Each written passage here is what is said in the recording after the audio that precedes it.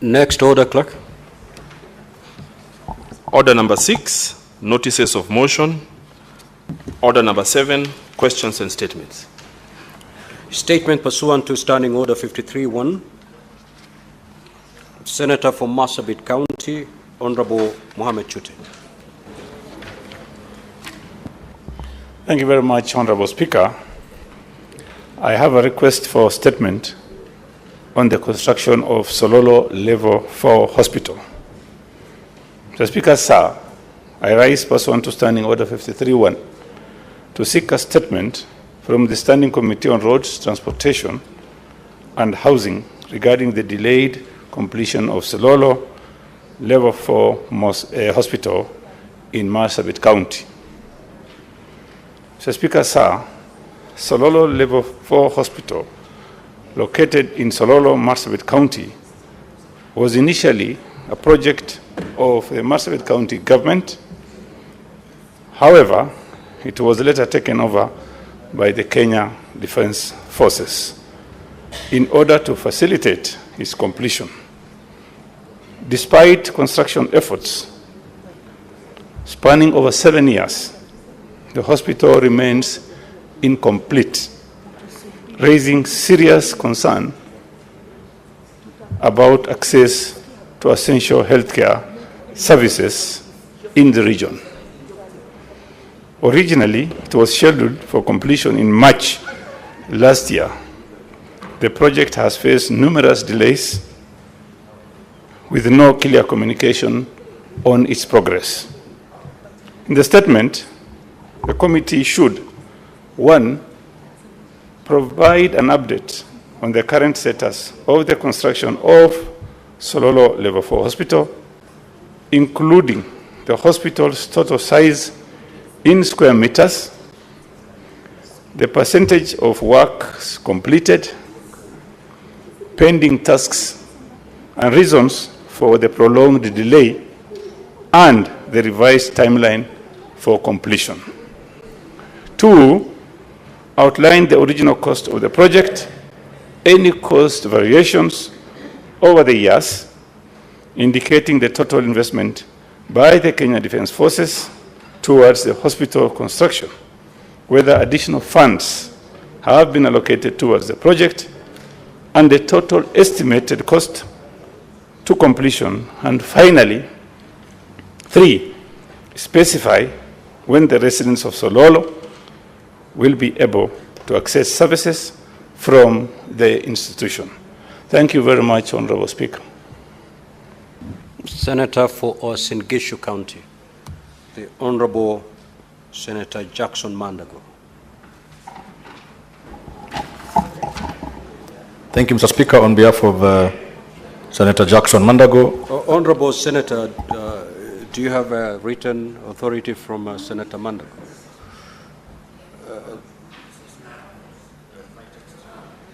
Could I see the text? Now, Honorable Senators, why I'm doing this is because last week allowed a number of you to raise statements on behalf of your colleagues. And the very same colleagues came to my office complaining. So I need proof that indeed you carry instructions from your colleague.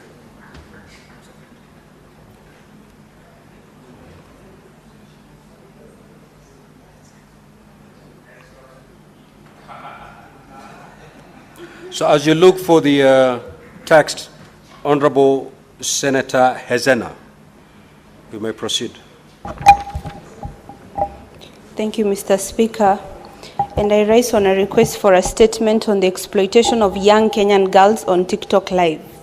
Mr. Speaker, sir, I rise pursuant to Standing Order 53-1 to seek a statement from the Standing Committee on Information, Communication and Technology regarding the recent BBC investigation exposing the exploitation of young Kenyan girls on TikTok Live.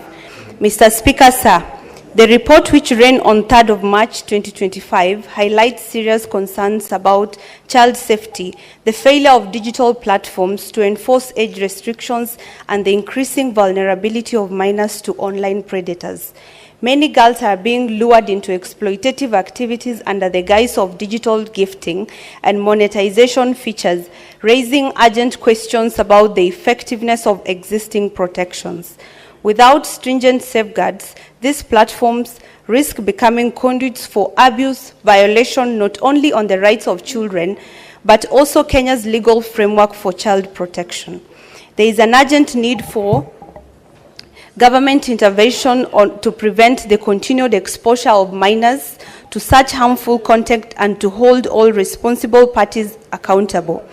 In particular, the committee should, 1, explain any measures in place to ensure compliance with Kenya's Data Protection Act in protecting minors' personal data from exploitation on digital platforms such as TikTok, Facebook, or Instagram, and provide details on how the Office of the Data Protection Commissioner is engaging with social media companies to enforce child data privacy and the steps being taken to strengthen regulatory oversight. Second, outline the legal and technical requirements for age verification on the said platforms and assess their effectiveness in preventing underage users from accessing harmful content while outlining any ongoing discussions with digital service providers to enhance enforcement and implement stricter authentication measures for age verification. Third, describe the frameworks in place to detect, regulate, and swiftly remove exploitative content involving minors and the role of the Communications Authority of Kenya in ensuring compliance, indicating whether the government has engaged with TikTok regarding its role in enabling such exploitation and commitments made by the company to prevent recurrence. Fourth, explain the enforcement mechanisms or penalties available for digital platforms that fail to comply with Kenya's child protection regulations and interrogate how government agencies, law enforcement and child protection organizations are coordinating efforts to detect, report and respond to online child exploitation. Last but not least, interrogate the steps being taken to improve public awareness, digital literacy, and online safety education, particularly among children and parents, and assess the effectiveness of existing reporting mechanisms for victims, parents, and the public addressing cases of online child exploitation and any planned improvement. Senator Ezena Lemalitian. Thank you, Mr. Speaker. Senator Sek.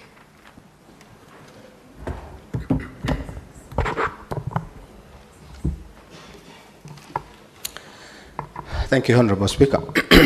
A request for statement on administration of the Universal Service Fund, USF.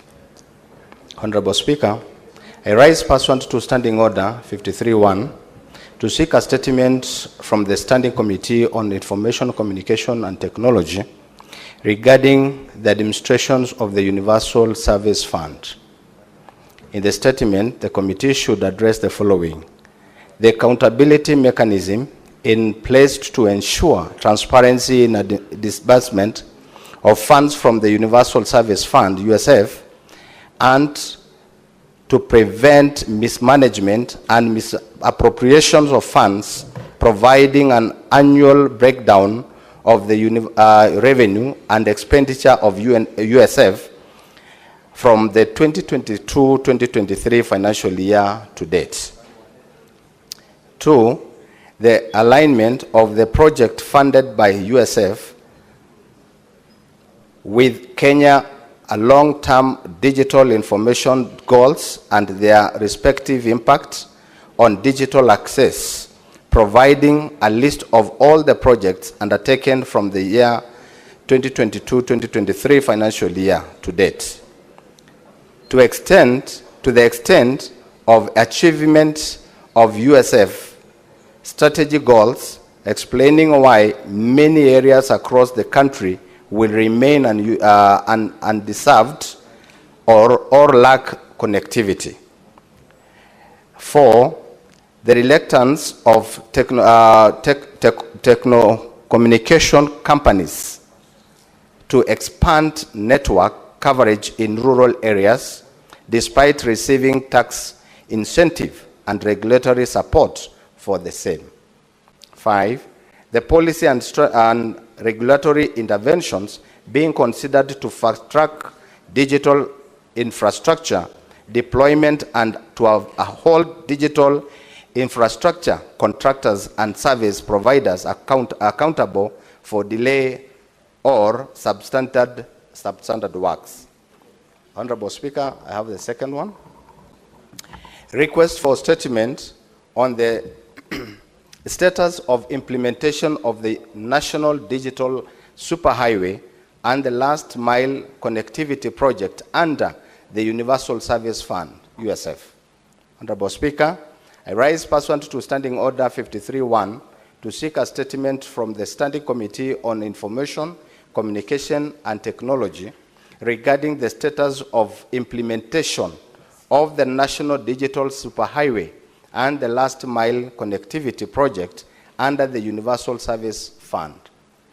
In the statement, the committee should address the following: the status of implementation of the National Digital Superhighway and the Last Mile Connectivity Project under the Universal Service Fund, specifying the total kilometers of laid fiber optic cable and the number of digital village smart hubs established so far. 2, the challenges encountered in the implementation of the project and the actions taken to address them.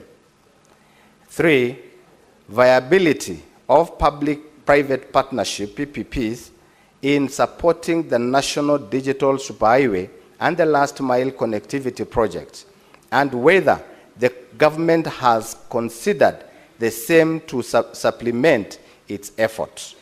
4, the measures put in place by the government to accelerate the implementation of the project for enhanced broadband access, particularly in rural and marginalized areas. Thank you, Honorable Speaker.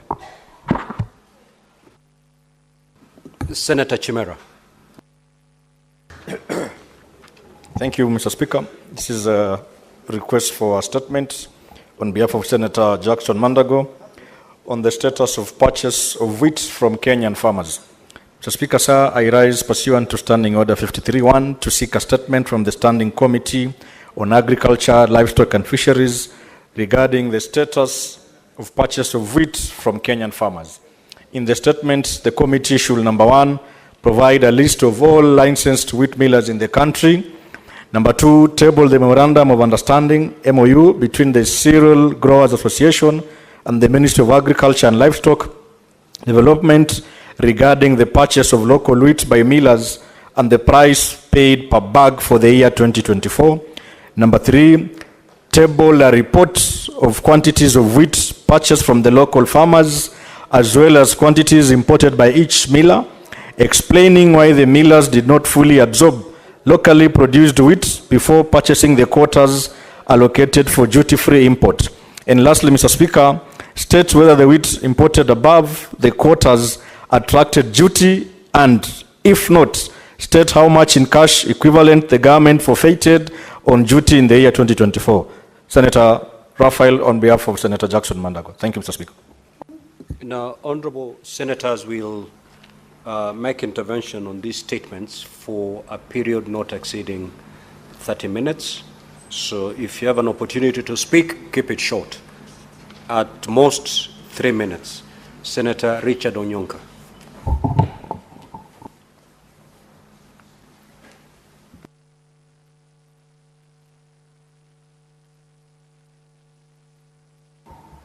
Mr. Speaker, I just wanted to say my apologies because as I was intending to think through, Madam Kavindu was engaging me, so I'll let it pass. Thank you, sir, for giving me the opportunity. Senator Sifuna.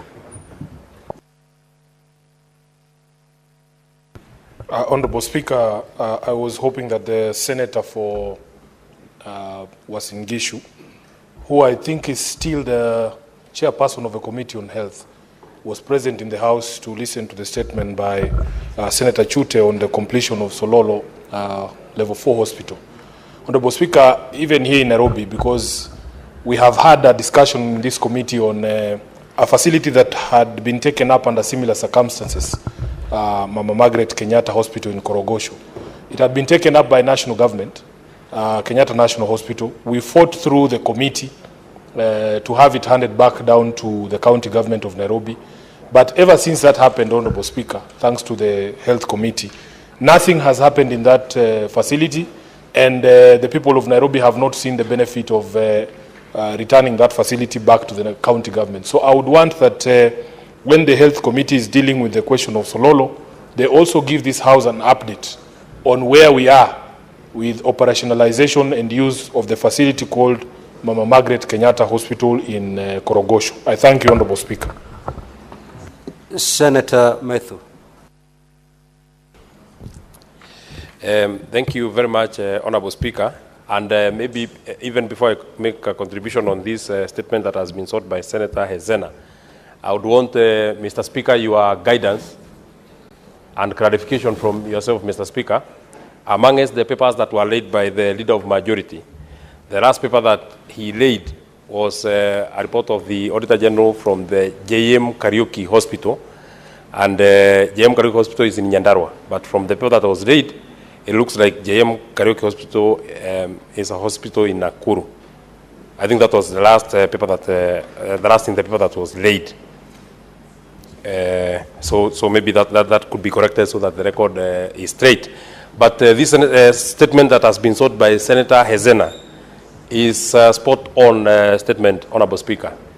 As our technology keeps growing and monetization, especially from the digital platforms, becomes a thing and an employment opportunity, especially for our young people, we must try and draw a line, a very significant line, Honorable Speaker, of protecting our children against online predators, Honorable Speaker. And I'm very happy, Honorable Speaker, that she has sought to understand how far and how much, especially the Data Commissioner of the Republic of Kenya, can be able to verify that the data that is going out, the only consumption that is going out, Honorable Speaker, is of content that is of people who have reached the consent age, Honorable Speaker, so that our children do not fall prey to online predators who would want to take advantage of people who cannot be able to make informed decisions and circulate content that should not be able to, that should not go out, Honorable Speaker. And I think the Committee on ICT has met in this particular statement, and more importantly, they must also establish where, because our laws will keep changing, our laws will keep making them better, because we are a law-making house, Honorable Speaker. Tell us whether there is any deficiency in terms of protecting our children against online predators, because monetization is not a very old form of employment, especially for our young people. We want our people to continue using internet to make money. Yes, that's a very good thing. But we cannot just leave it open, Honorable Speaker, such that anybody can just upload content of a kid, and the kid is not even aware that this is content that is going out, and there is no protection, and there is no way government can be able to protect such a kid, Honorable Speaker. So the Communication Authority of Kenya must, when they appear before the committee, and I can see members of that committee, Honorable Speaker. I don't know whether Senator Osotsi is still a member of that particular committee, but I think Senator Osotsi, because your chair is not here, this is something that we must be able to understand from the Communication Authority of Kenya. Give the senator 1 minute. Whether they have the guidelines that they are using, especially on TikTok, Facebook, and Twitter, so that they can be able to protect the content that is going out, such that the child protection framework is there so that you can protect our children. Thank you, Honorable Speaker. Senator Osotsi. Thank you, Mr. Speaker. Mr. Speaker, allow me to comment on two statements, one by Senator Hezena on data protection rights, and another one by Senator Seki on ICT development in this country. Mr. Speaker, I participated in developing the Data Protection Act, which Senator Ezena was referring to. But I want to say the challenge we are having with the Office of Data Protection Commissioner is because the Act has not been properly and effectively implemented. And I think that is a matter that should be looked into deeply by the ICT committee that will be looking into this matter.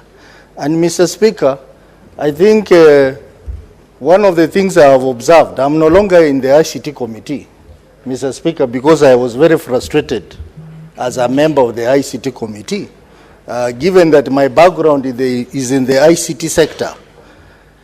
Everyone in this ministry is clueless, Mr. Speaker.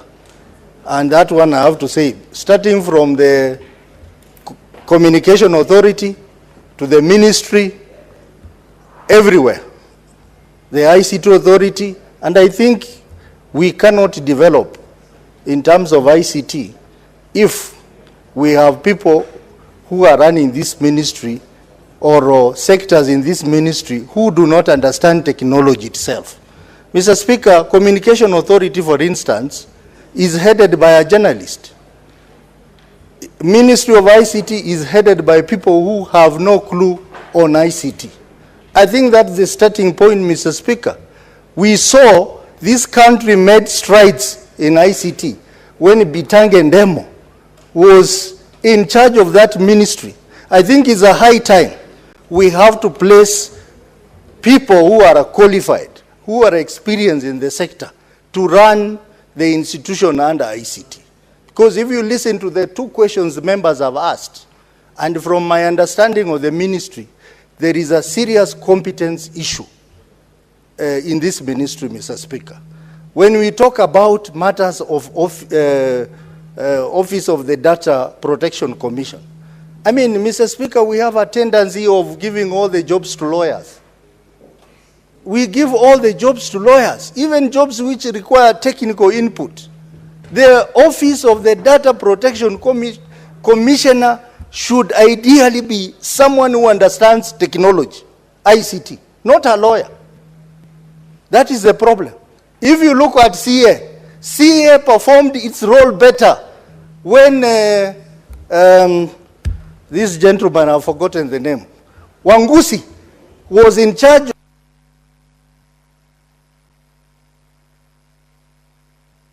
Give the Honorable Senator a minute to conclude his remarks. Mr. Speaker, a journalist cannot understand detailed information. He cannot understand spectrum management. He cannot understand issues of transmission of signals and all that stuff.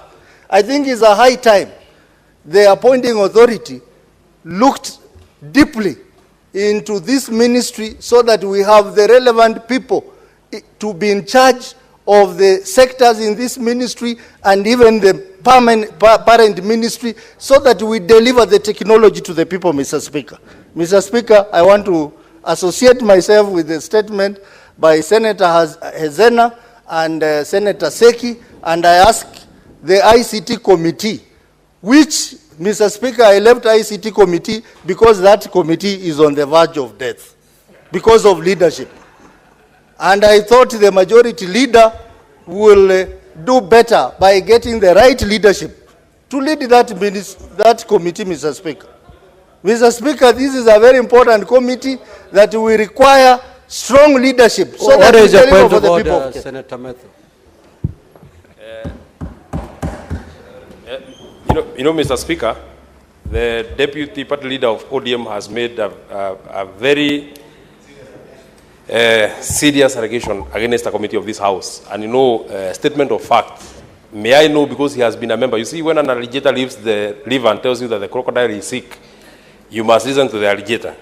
I want to know why the senator also would actually say that the committee on ICT is at the verge of death, whereas the chairman of that committee, even when the committees were disbanded, he has been reinstated and has been reinstated on merit, because I was whipped on demerit. So I think he has been reinstated on merit. So I would want to know from Senator Osotsi why he would want to make such a serious allegation. And what proof you would have to that effect? Senator Osotsi. Mr. Speaker. Senator Osotsi, just take your seat. Senator Osotsi, all the senators elected and nominated, as far as placing them in committees or leadership positions, they're equal. And no individual senator can discuss the competence or otherwise of the other. And you're fully aware that you cannot discuss, because that borders on discussing the conduct of a colleague. And you know that is out of order. So kindly refrain from that line of an argument and conclude your remarks. Mr. Speaker, I apologize to that extent, but Senator Methu brought a statement before the ICT committee on a very important matter of drop calls. And that statement was not given the maximum justice it needed. And it actually disappeared in thin air. So you have an answer on that matter already, Mr. Speaker. Mr. Speaker, I don't want to go and discuss the competence of the leadership of that committee, but I was just trying to emphasize that if we have a scenario where there is people who are in leadership, in the agencies, in ICT, the ministry, and even the committee, then we will not be able to pursue the development that we need in this sector, Mr. Speaker. Senator Boni. Thank you, Mr. Speaker. Mr. Speaker, the issue raised by the Senator of Marsabit, Said Mohammed Chute, is very important. It speaks to a pandemic in this country, Mr. Speaker, where projects started by the first generation governors have stalled. The project at hand, the hospital in Sololo, Mr. Speaker, for 7 years, it's just lying there. If you go to Kakamega, Shemahubu is just lying there for 10 years. In Kakamega Referral Hospital, for 10 years, it is just lying there, Mr. Speaker. Mr. Speaker, in fact, this thing is cross-cutting, and we should look for a national solution. Mr. Speaker, it is very sad that Kenyans have to come from as low down as Isiolo to go and seek for medical treatment in Ethiopia because of this kind of nonsense. And the Auditor General, the control of budget, have spoken to all this. In fact, as late as last week, Mr. Speaker, there was a release from control of budget which showed the following: that billions of shillings have gone down the drain in stalled projects. And number one on the list is Kakamega County with 7.24 billion shillings gone. Followed by, Mr. Speaker, by Uasin-Gishu County with 1.76 billion shillings down the drain gone. Followed by Machakos County with 1.13 billion shillings, followed by Nyandarua, 681.7 million, and Tarakanidhi. Of all counties, a small county called Tarakanidhi, they have been able to lose 525.29 million, Mr. Speaker. Mr. Speaker, we have to address this, because the same governors who are sitting on this loss of public funds, Mr. Speaker, if you saw the lifestyle those guys lead, Mr. Speaker, may God help me never to lead such a deceitful life, because they don't need it. Mr. Speaker, the kind of properties they have here in Nairobi, and they have even developed the art of theft. They are now investing in South Africa and Dubai, Mr. Speaker. Mr. Speaker, this House must do something. The MCS have tried. They have brought us motions of impeachment. What is this silver bullet we can release on these characters so that the people of Kakamega can have somebody recover for them 7.2 billion shillings, Mr. Speaker. It's 1 minute for the senator to wind up. Thank you, Mr. Speaker. Mr. Speaker, I cry for many, and the country will need patriots who will speak truth to power. Mr. Speaker, I was recently in a parliamentary committee, it's called PG meeting, and governors were there, senators were there, and MPs were there. And they were drinking tea and feeling very happy, and they see nothing wrong, Mr. Speaker, in 10 billion shillings being held in the road maintenance levy because MPs and governors are fighting. In that same PG, why can't they agree amongst themselves that withdraw this thing from court so that members of the public can start enjoying 10 billion shillings? We are a lie. As a leadership of this country, we are a lie to wananchi. When we meet, we don't talk about wananchi's issues. We talk about our own issues. Mr. Speaker, the collective mind of the nation must now wake up. We cannot go on like this. I mean, that is not why I came to Nairobi. If I want money, I can get it in Kakamega. In fact, I successfully settled all my marriages just by being in Kakamega. There's nothing special in Nairobi. We came to Nairobi for matters of governance. And this is the crux of the matter. Senator Chute, we're with you. I know the story of Marsabit and Turkana, a county where children stop you on the road, not for money. They ask you water. And when you give the child, a little boy of 5 years, a bottle of water, the face lights up, Mr. Speaker. We are living a lie. Senator Eddie.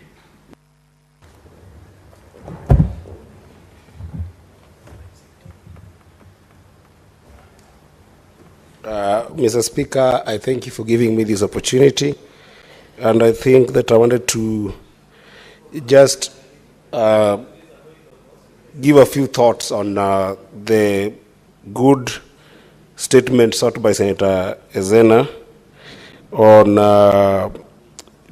TikTok usage and data protection. Mr. Speaker, I know that we do have a Kenya Data Protection Act in place.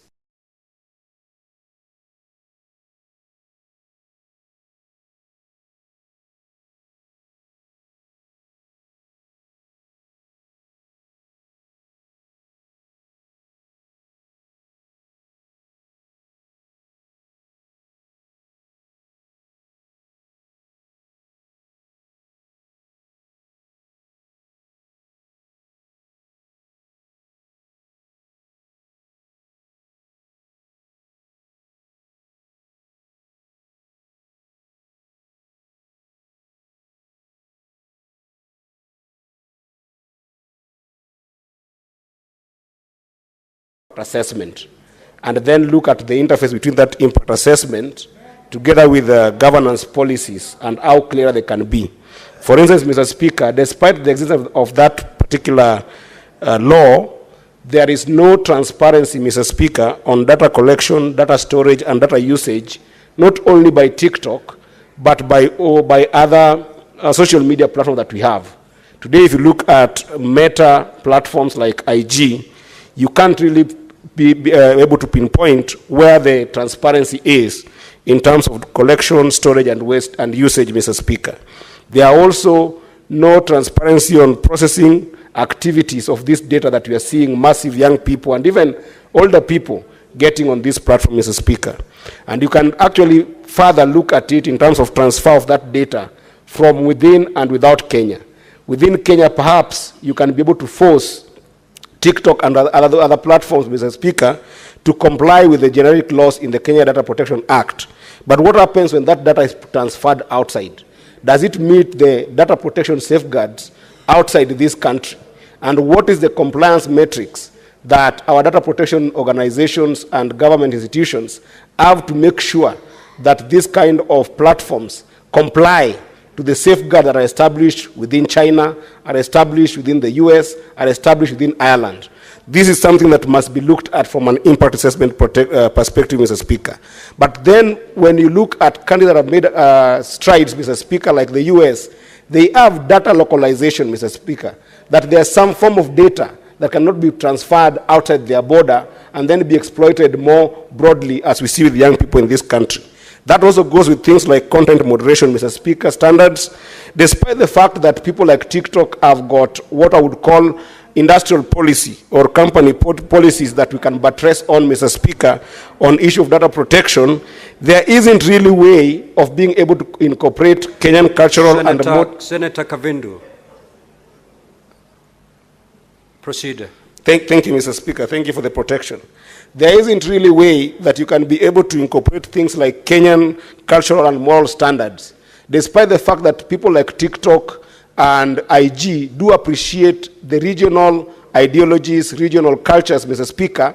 The current form of law that we have does not reduce to policy where you can be able to actually force them to comply with that notion of regional cultural and moral standards, because that is where content generations become a bigger problem. And lastly, Mr. Speaker, to further make this work for our younger generation, especially if you think about people who are under the age of 13, there has to be a required user education on our public sphere, Mr. Speaker, that is required of the corporate companies that are running these platforms, to the extent that that user education can also be able to help buttress some of the standards that TikTok, Facebook, IG, and any other social media platform that will come in future can be able to give to our young people. So I would request that this committee takes this work seriously and be able to promote.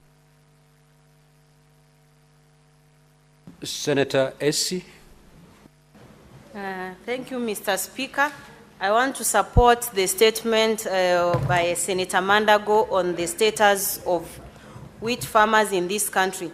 Mr. Speaker, I have seen the Agriculture and Food Authority run an ad of better kilimo mkulima kwanza.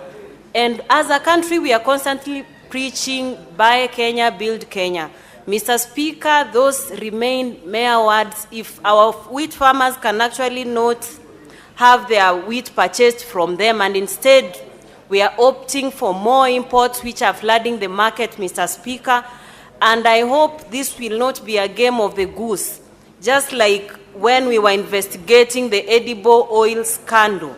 So, Mr. Speaker, I want the committee to go deep into this, because there is no way we are prioritizing importation and Kenya as a country is producing huge quantities of wheat and want to discourage our farmers for that matter. Then in this case, Mr. Speaker, if you allow me, I would use the Swahili word, kinaya kikubwa, that the Agriculture and Food Authority and the ministry in general is running an ad of better kilimo mkulima kwanza, but prioritizing people who are not our citizens in this country. So I want the committee to really go down into that, go beyond some of the issues Senator Mandago has raised, so that there is justice for our farmers who are actually involving themselves into issues of farming. Mr. Speaker, I also want to support the statement by Senator Hezena. It is a wake-up call to parents, guardians, to also guide our children who are growing up on what is suitable for their consumption, so that in as much as we are going to put laws that want to actually guide them on what to look at and what not to look at, we as parents need to have that as a responsibility, so that we are bringing up children who are well informed. And that's why I brought the civic education bill, not just for we members here, but citizens in general, to be informed on what decisions they are bound to make. Thank you, Mr. Speaker. Next order. Order number 8, motion, report of the Standing Committee on Agriculture, Livestock and Fisheries on a petition to the Senate regarding the catastrophic maize diseases that farmers in Bomet County have endured for the last 12 years. Resumption of debate, question to be put.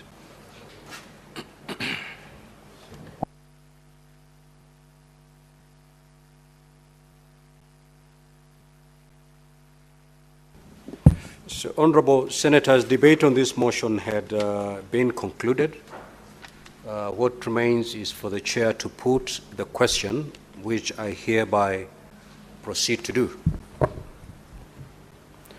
That the Senate adopts the report of the Standing Committee on Agriculture, Livestock and Fisheries on a petition to the Senate regarding the catastrophic maize diseases the farmers in Bomet County have endured for the last 12 years, laid on the table of the Senate on Thursday, 5th of December 2024.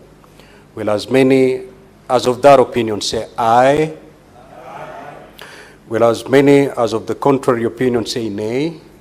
The ayes have it. Next order. Order number 9, motion. Report of the Standing Committee on Agriculture, Livestock and Fisheries on a petition to the Senate regarding graft investigation by the Ethics and Anti-Corruption Commission, EACC, on the West Kano irrigation scheme. Resumption of debate for the question to be put. And again, motion on this particular debate on this motion had been concluded. It's a matter that does not touch specifically on counties. And therefore, what remains again is for me to put the question, which I will now proceed to do. That the Senate adopts the report of the Standing Committee on Agriculture, Livestock and Fisheries on a petition to the Senate regarding graft investigation by the Ethics and Anti-Corruption Commission, EACC, on the West Kano irrigation scheme, laid on the table of the Senate on Thursday, 5th of December, 2024. Will as many as of that opinion say yes? Aye? Aye. Will as many as of the contrary opinion say nay? The ayes have it. Next order. Order number 10, motion. The Public Fundraising Appeals Bill, Senate Bills number 36 of 2024, second reading division.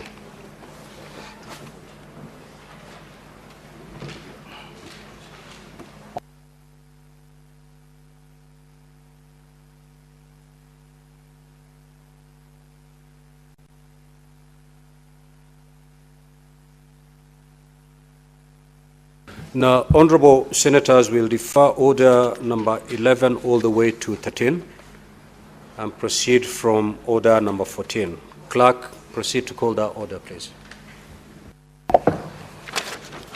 Order number 14, motion.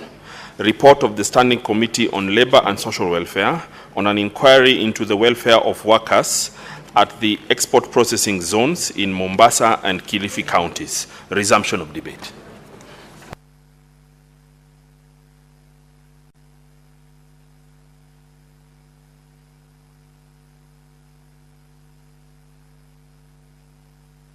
Now, for clarity, Honorable Senators, we have deferred order number 10 all the way to order number 13. Now, for order number 14, when debate was interrupted, Senator Eddy had the floor and he had a balance of 14 minutes. He's not in, so we will proceed to allow any senator wishing to make their comments on this particular motion.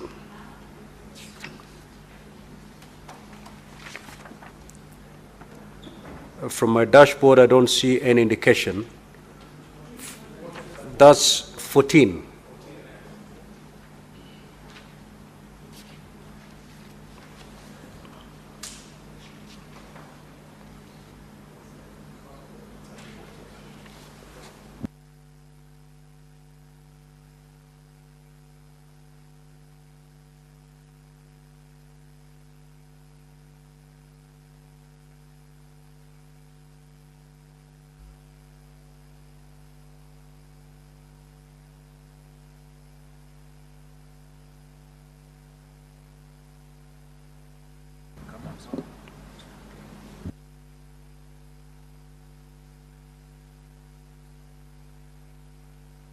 Now, Honorable Senators, clearly there's no indication from any Honorable Senators wishing to speak, and therefore I will allow the mover of this motion to proceed to reply.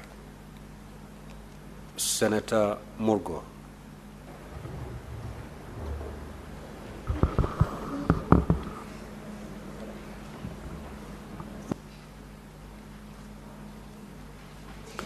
Mr. Speaker, I beg to move. You already moved. What you need to do right now is to reply.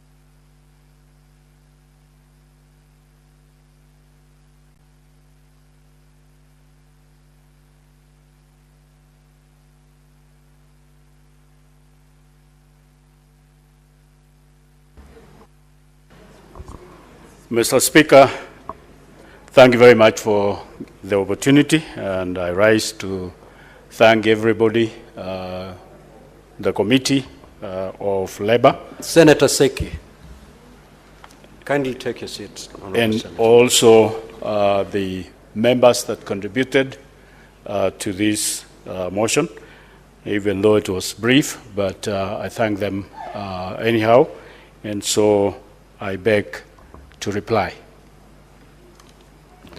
Clerk, do you have the necessary quorum to enable me to put the question? Thank you. Honorable Senators will now proceed to put the question. That the Senate adopt the report of the Standing Committee on Labor and Social Welfare on an inquiry into the plight of workers in the export processing zones, EPZs, in Mombasa and Cliffy counties, laid on the table of the Senate on Tuesday, 1st of October 2024. Will as many as of that opinion say aye? Aye. Will as many as of the contrary opinion say nay? The ayes have it. Next order. Order number 15, motion, consideration of the joint report of the National Assembly Departmental Committee on Justice and Legal Affairs and the Senate Standing Committee on Justice, Legal Affairs and Human Rights on its consideration of the report of the National Dialogue Committee, NADCO, and the report of the Multisectoral Working Group on the realization of the two-thirds gender principle. The Chairperson, JLUC.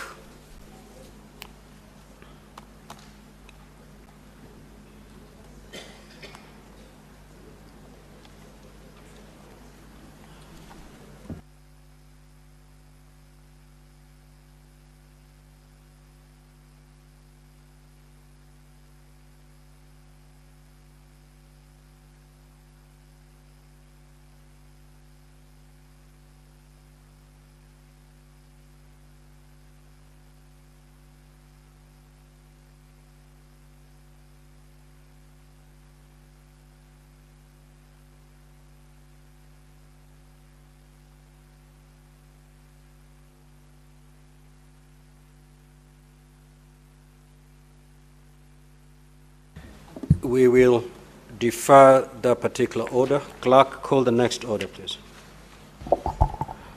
Order number 16, the Heritage and Museums Bill, Senate Bills number 8 of 2023, second reading.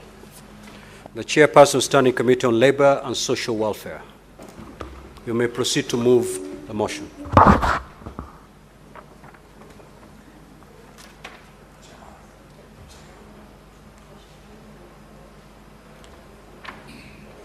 Thank you very much, Mr. Speaker.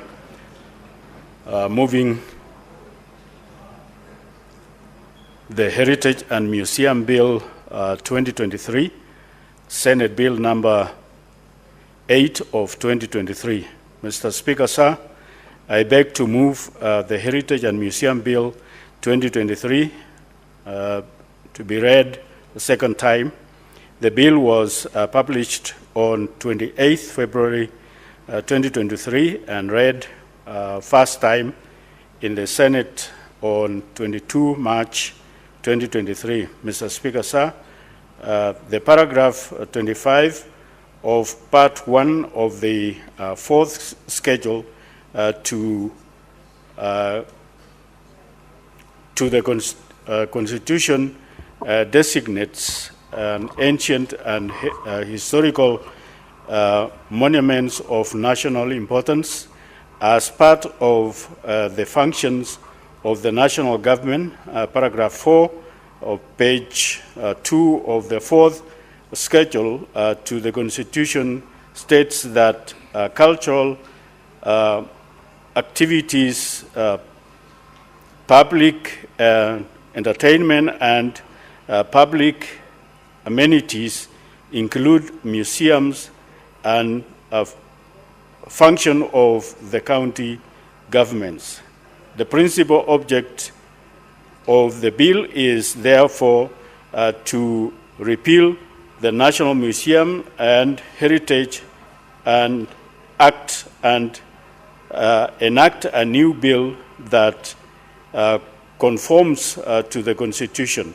The bill proposes, 1, to retain the National Museum of Kenya already established under the National Museums and Heritage Act 2006, provide for national and county museums, 3, provide for the preservation and protection and management of cultural and... What is your point of order, Senator for Kitui?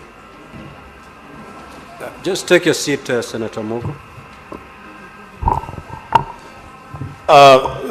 Speaker, I would not have wanted to interrupt the member as he moved the motion. Speaker, our standing order number 95 prohibits us explicitly, the Speaker, that when moving and making a debate on the floor, we should not be seen to be reading word by word the things that we are saying. The Speaker, is the member in order, unless you are satisfied, Mr. Speaker, that he should read the moving of the bill, is he in order, Mr. Speaker, to read word for word as he moves the motion? I think in order that the honorable member gives us in precision the imports and the purpose of this particular motion, I will allow him to read pursuant to Standing Order 95-2. Proceed, Honorable Senator. Thank you, Mr. Speaker. Speaker, sir, after the brief background, I now move to the content of the bill. Overview of the bill. The bill legislative proposal 1, retain the National Museum of Kenya. 2, provide the functions of counties in relation to heritage and museums, and then establish county museums in their functions. Provide for an appointment county heritage inspectors in each county for the purpose of compliance with the bill.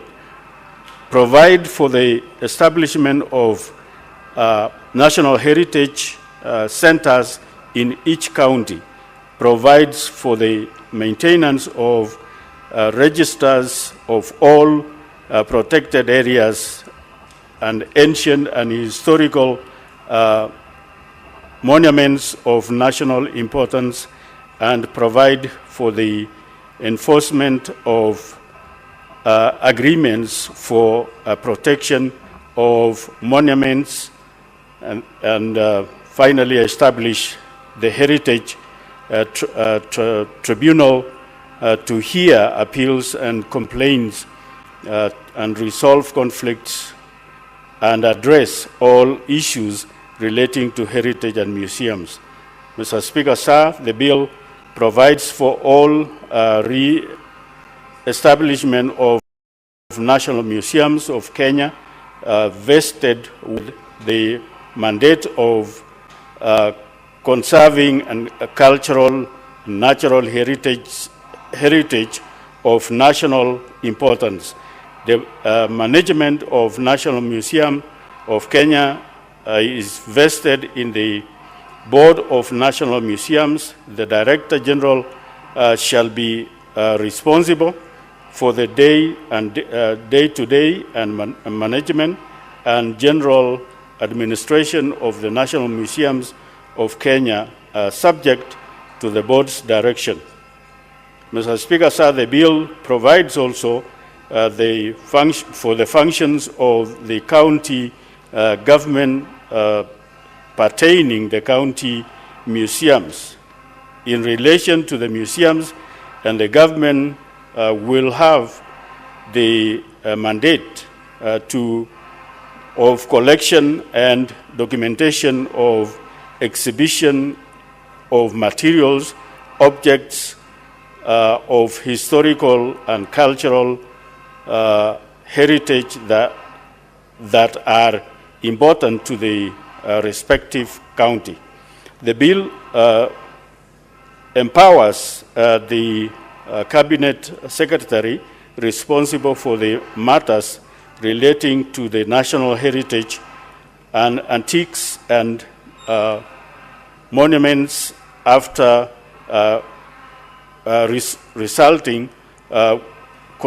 consulting with the National Museums Board to declare and gazette places and objects of heritage of national importance.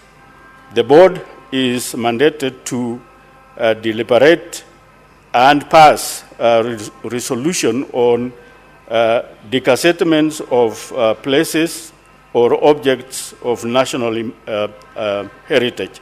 The bill further provides for the prescription of the general principles for the management of heritage resources nationally by registration. Mr. Speaker, sir, under the bill, it is mandatory to obtain an exploration license before pursuing excavation of or before each operations for the burial buried monuments. The bill prescribes the procedure of operation in the case of dispenses of rights of occupation of trust land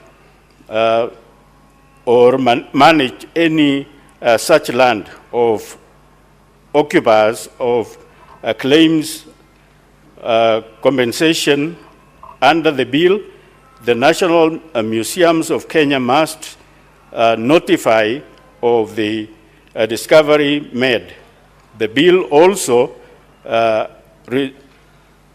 restricts the movement of objects of architectural or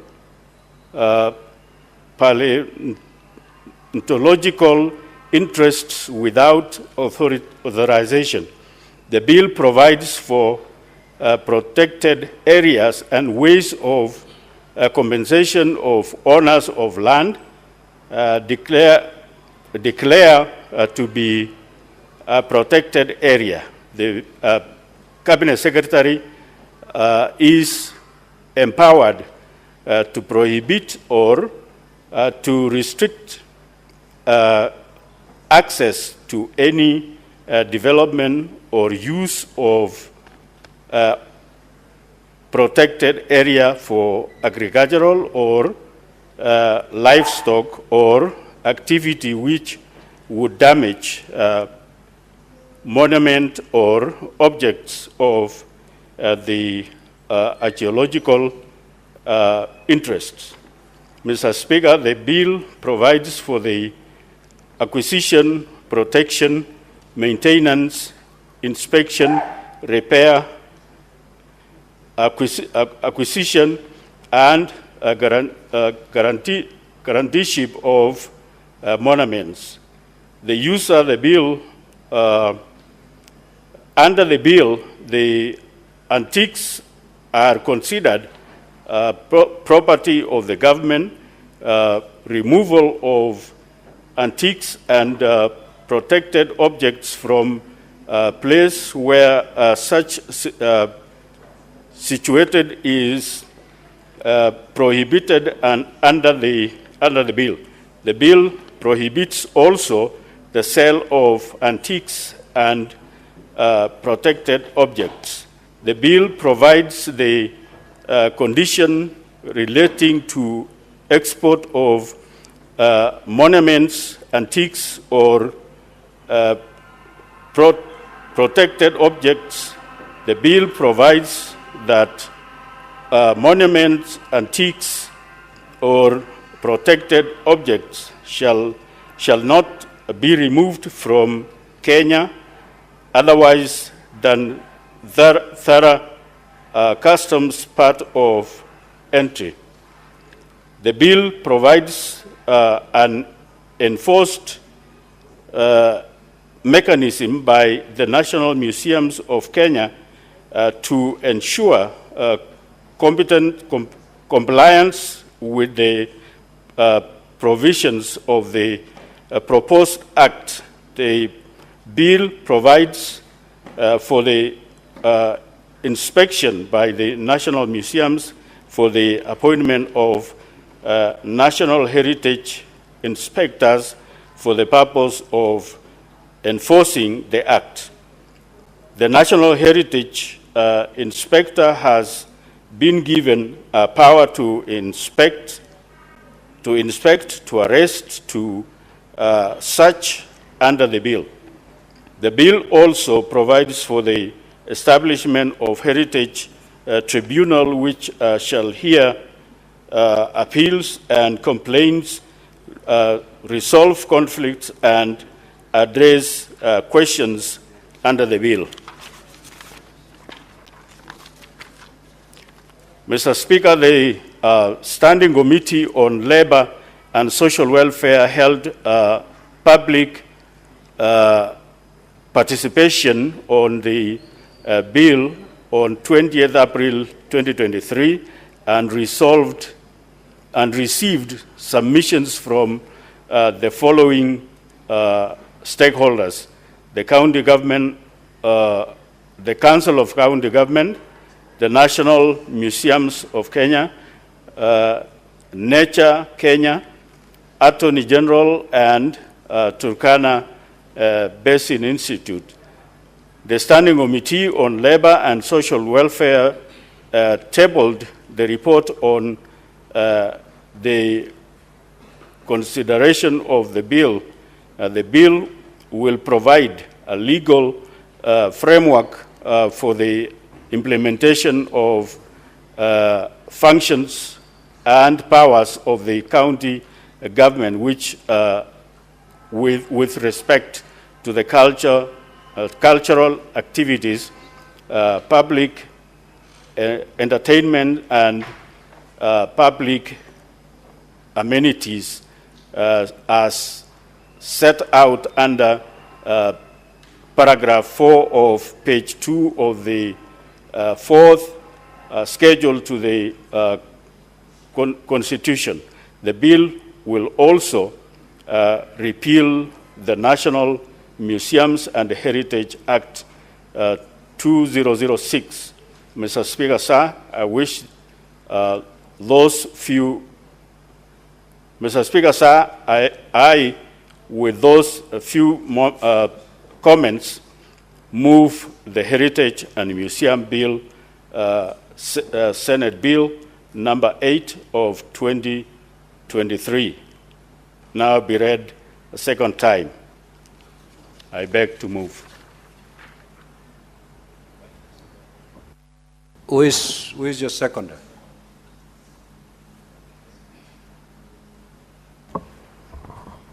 May I ask Senator Faki? Mohamed to second.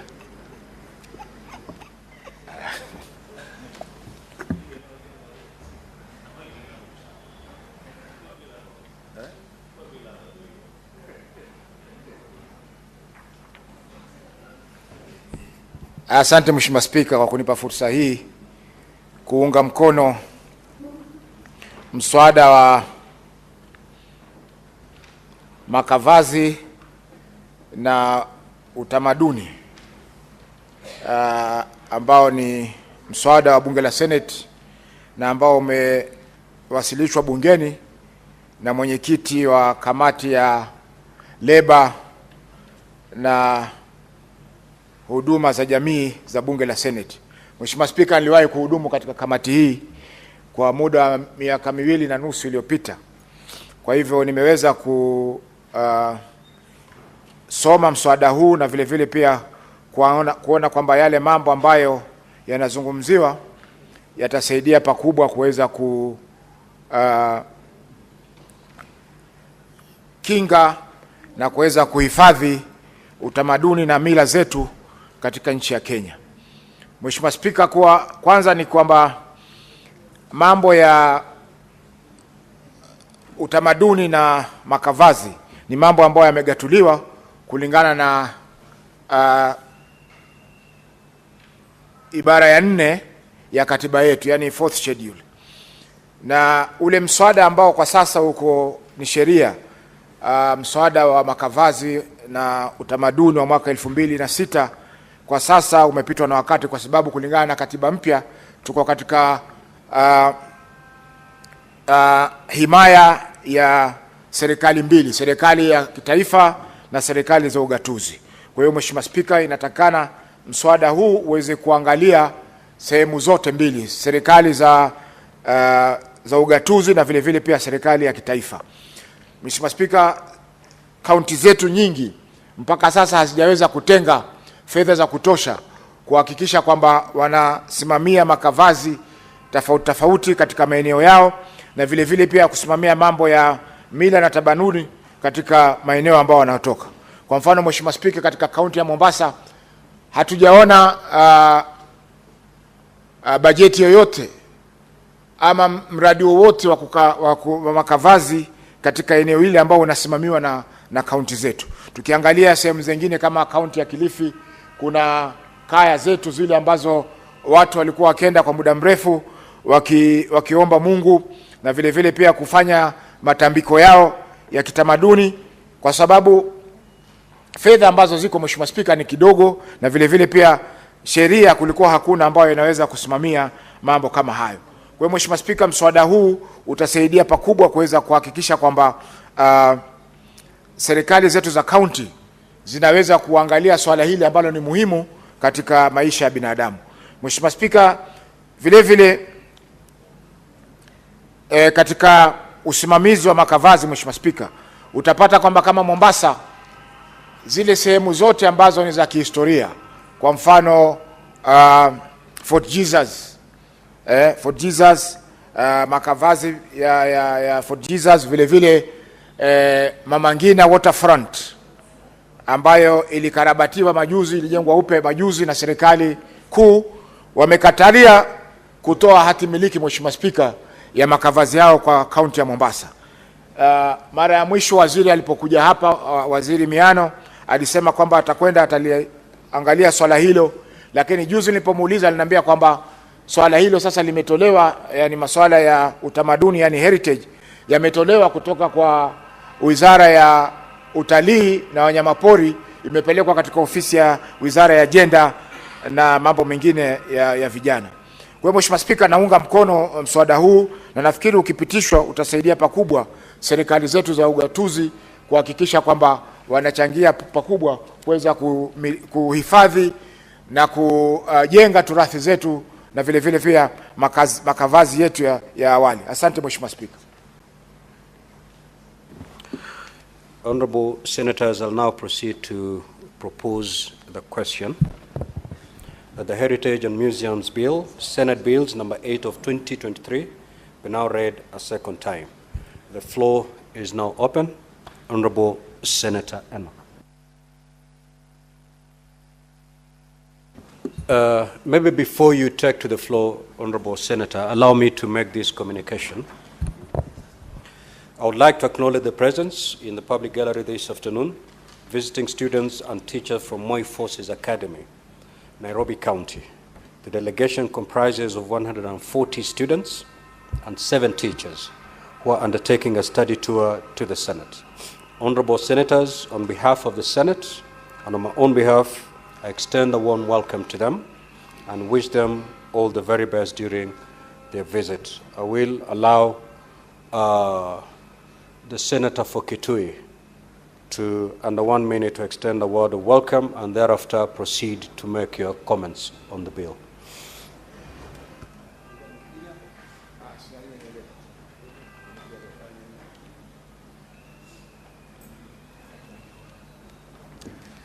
Thank you, the Speaker. The Speaker, I want to join you, and on behalf of the Senate of the Republic of Kenya, do wish to extend a word of welcome to the visiting students from Moi Forces Academy, Nairobi County. I want to wish them, the Speaker, as you have done, a fruitful visit as they follow the proceedings in the Senate, that some of them, if not all of them, will be inspired and aspire one day to join this great house to legislate, represent, and oversight on behalf of the Kenyan people. The students and their teachers, I say welcome. Mr. Speaker, I stand in support of the bill ably moved by the chairman of Labour, the Senator Murgo, on the Heritage and Museums Bill 2023. Speaker, initially I had my own reservations about the bill, but I have consulted the Secretariat and have been properly guided that in fact what a part of this bill seeks to do is to repeal the existing National Museums and Heritage Act of 2006. Because I was wondering, now this bill seeks to establish a national museum, and all my life I've always known that we have had a national museum. In fact, the Speaker, it will be remembered that my predecessor, the former Senator of Kitui County, Honorable David Musila, has been serving as the chairman of the National Museum. And so when I saw this, I was wondering then, what was Senator Musila serving in? But now I'm properly guiding the Speaker.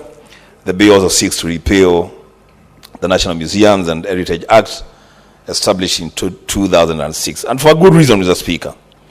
The move to repeal the 2006 Act could not come at a better time. In fact, if you ask me, the Speaker, it's long overdue.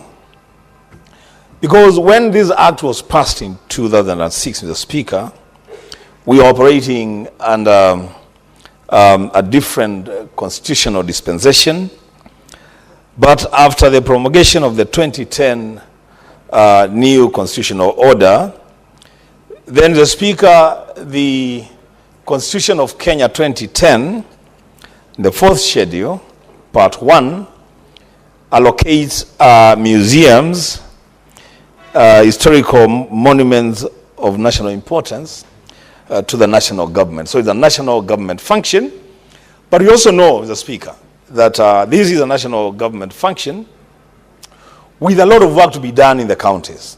And so there was need to create that synergy between the management of museums at the national level and the operationalization of what goes in museums, Mr. Speaker, at county levels. Mr. Speaker, I am impressed by the provisions of part 2 of the museum, of the Act, Mr. Speaker, which I think for the first time and in a very nice way makes every citizen a trustee of our national heritage.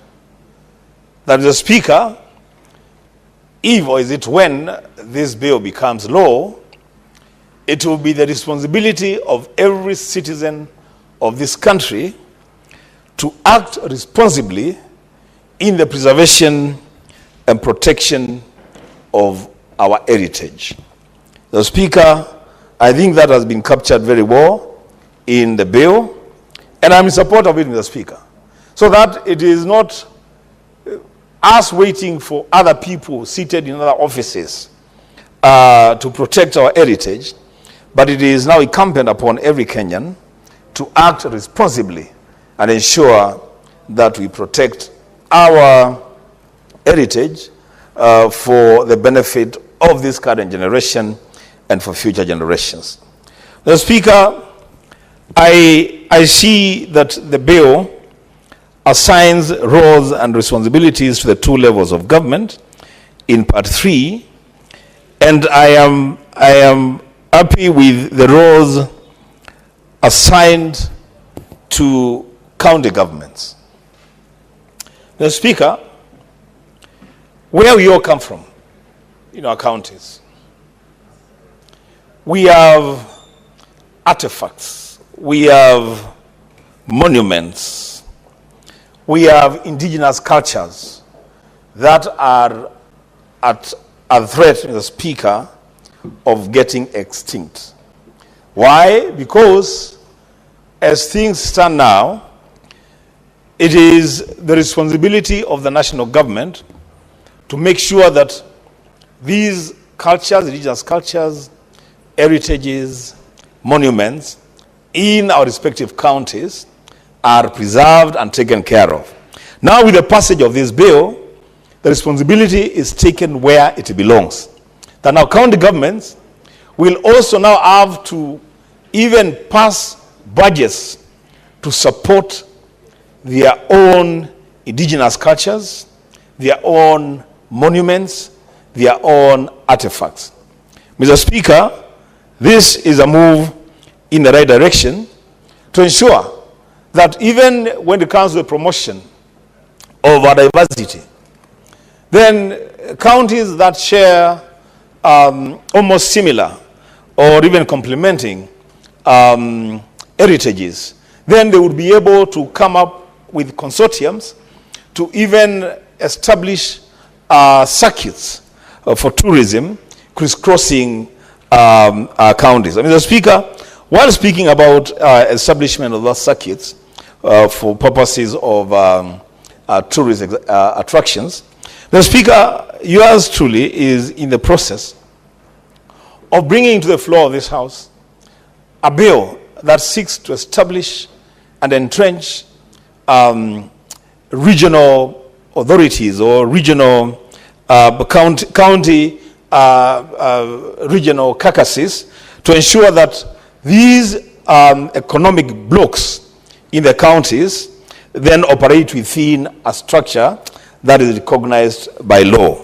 Mr. Speaker, this will go a long way in ensuring then that counties have no problems with budgeting for cross-county operations. Mr. Speaker, the bill seeks to ensure that the National Museums of Kenya, now repealed, the act is now repealed by the passage when we pass this bill, that they should be able to identify, acquire, and record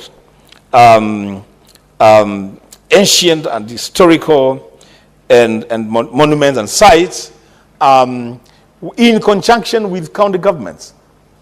So that, Mr. Speaker, I will expect that with the passage of this bill, then one of the things that is going to happen is that now there will be a lot of consultation between the National Museums of Kenya, established and operating with its headquarters in Nairobi, and the satellite offices set up in counties to ensure that then there's synergy, that the establishment and identification of monuments and heritages and historical sites, Mr. Speaker, is done smoothly. There are things, Mr. Speaker, that people sitting in Nairobi may not think that they have a lot of value in terms of heritage. But for the people living in those respective counties, those heritages carry a lot of weight in passing their cultures from one generation to the next generation. Mr. Speaker, with those remarks, I wish to support the bill and hope that, Mr. Speaker, once this bill is passed by both houses of Parliament, then it's going to help us in ensuring, Mr. Speaker, that our heritage is protected, to ensure that, Mr. Speaker, counties also continue to play the right role in ensuring that we don't lose our cultures, we don't lose our heritage. Mr. Speaker, with those remarks, I support. Senator Veronica Maina.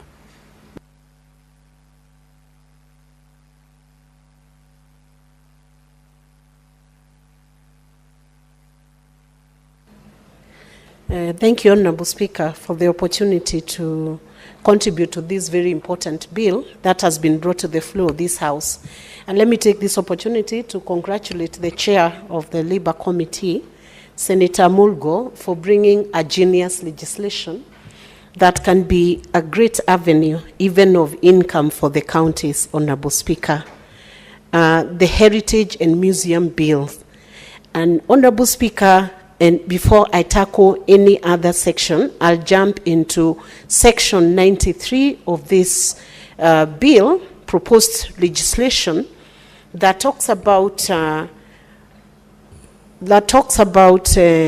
National Museum now being empowered to enable a request to be filed to courts and other competent jurisdiction to order for the return of cultural objects that were illegally exported from the territory of the Republic of Kenya. Honorable Speaker, we know very well, before our community and our nation was alert as to the value of some of these artifacts and some of these monuments, architectural works, sculptures, those who were more aware and who came from other jurisdictions of our nation, Honorable Speaker, carted away very important artifacts that are now showcased in other very modern museums and whose value has become very high, Honorable Speaker.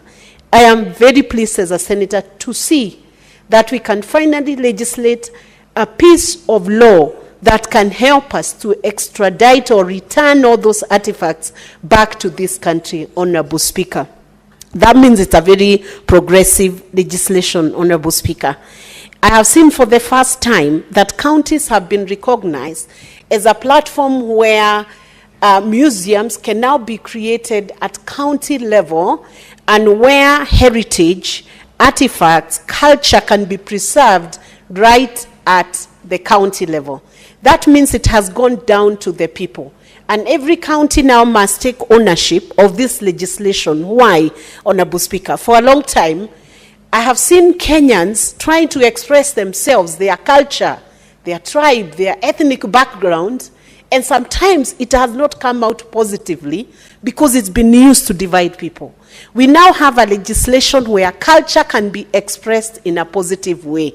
Culture differences can be expressed through establishment of museums at county level, where when a young person visits, if a young Kenyan from diaspora visits Murang'a County, they can tell how the Kikuyu community lived from before 1900, using the concept of a museum that has preserved the culture and the livelihoods of a people.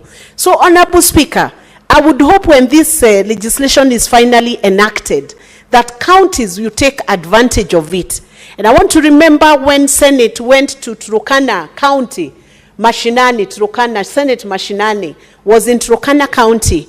I watched the kind of dances that were presented, read the history of those traditional dances, looked at the attire that was being used by the Turkana people.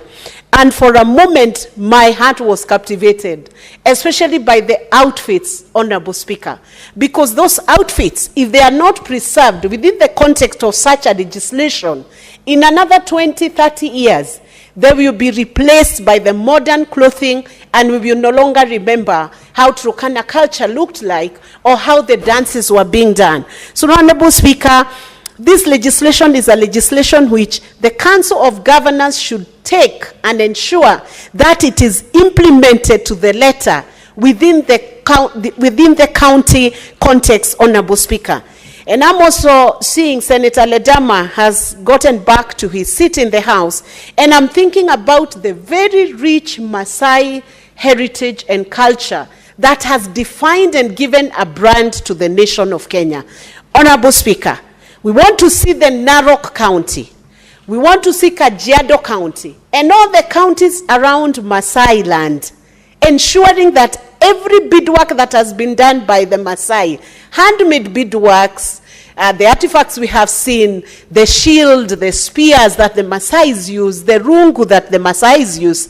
Even sometimes I see Senator Ledama adorning that rungu, but for the hashai that comes from the sergeant at arms at Senate, that is not been allowed to bring it to the Senate, Honorable Speaker.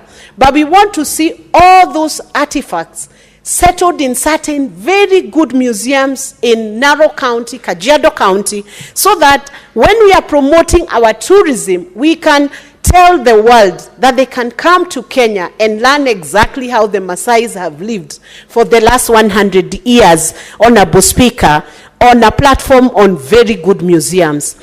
I am thinking of some of the museums I have visited across the world as I have had opportunity to travel. And I'm thinking of a museum like Madame Tussauds Museum in UK, in London, Honorable Speaker. If you visit this Madame Tussauds Museum, you will be amazed to see the kind of artifacts they have put in that museum and the kind of income that is being earned through the use of that museum. You will find the likes of the former president of United States of America, Barack Obama, together with the former First Lady, Michelle Obama, very well sculptured there within the Madame Tussauds. You can read the history of the whole of UK and Britain. Following that museum, every year they will show you who was the king in 1895, who moved on to 1900, Honorable Speaker. And if we were to take this concept of museum with the dedication that it should be handled, Honorable Speaker, we would have even visitors streaming in. And we must think of artifacts that have been preserved in other jurisdictions like the Egypt, where the pyramids, people travel, millions of tourists flock Egypt and Cairo to see the pyramids, Honorable Speaker. So we want to see that Fort Jesus gets the kind of branding, the kind of marketing, the kind of know-how that people should have about the Fort Jesus and what it stood for the nation of Kenya. We want to see the Lamu doors, which I see have been preserved and have been recognized here, that any wooden frames and doors that date beyond 1946 should also be identified as artifacts that need preservation. And that artifact, Honorable Speaker, could even be like what you're seeing here in Senate, the art that has been used around the Senate building itself. This is art that is not of today. It's of those years, Honorable Speaker. And we want to see this artifact, Honorable Speaker, preserved so that when our children are born in another 50, 60 years, this legislation will mean something to them and will not only be there to just be viewed and to give the history, it will also be there to earn income for our nation, Honorable Speaker. You know, we have had a heavy tussle with the Council of Governors and Governors when we come to the issue of discussing own source revenue. This is one of the innovative ways that counties can earn revenue and can attract tourism. When I go to Murang'a County, Honorable Speaker, just the other day we had a very big Kiondo event. The basket that is weaved by the older generation, the age of our mothers, who are bringing up a certain art which we do not have ourselves. We don't have that craft ourselves, Honorable Speaker. We want to see the preservation of such, those baskets being preserved within a museum so that even as that skill is developed, as that skill is evolving, as that skill is changing, we can actually see that the museum has preserved and has shown us what pots were being used in Kenya in 1900, Honorable Speaker. You know, sometimes legislation can be done here, and because it's being presented in very fine English, people may tend to think it is something that is beyond our understanding. It is just a preservation of those items that were used in the kitchens, Honorable Speaker, from 1900 up to 1910 to 2000. What is the development? How have they evolved, Honorable Speaker? And I'm thinking of a small museum in Karen right now, Karen Blixen, where when you tour the house where Karen Blixen, who was one of those first British occupants into Kenya and in Karen area, and the whole of Karen is named after Karen Blixen, you will be shown just the bed where Karen lived, where Karen cooked, where Karen had dinner. It is just those artifacts put together, and you are then able to be shown. A curtain is raised, and you are able to view how life was, how the outfits were. When they went for dinner, what did they wear? That is all that is preserved in that museum.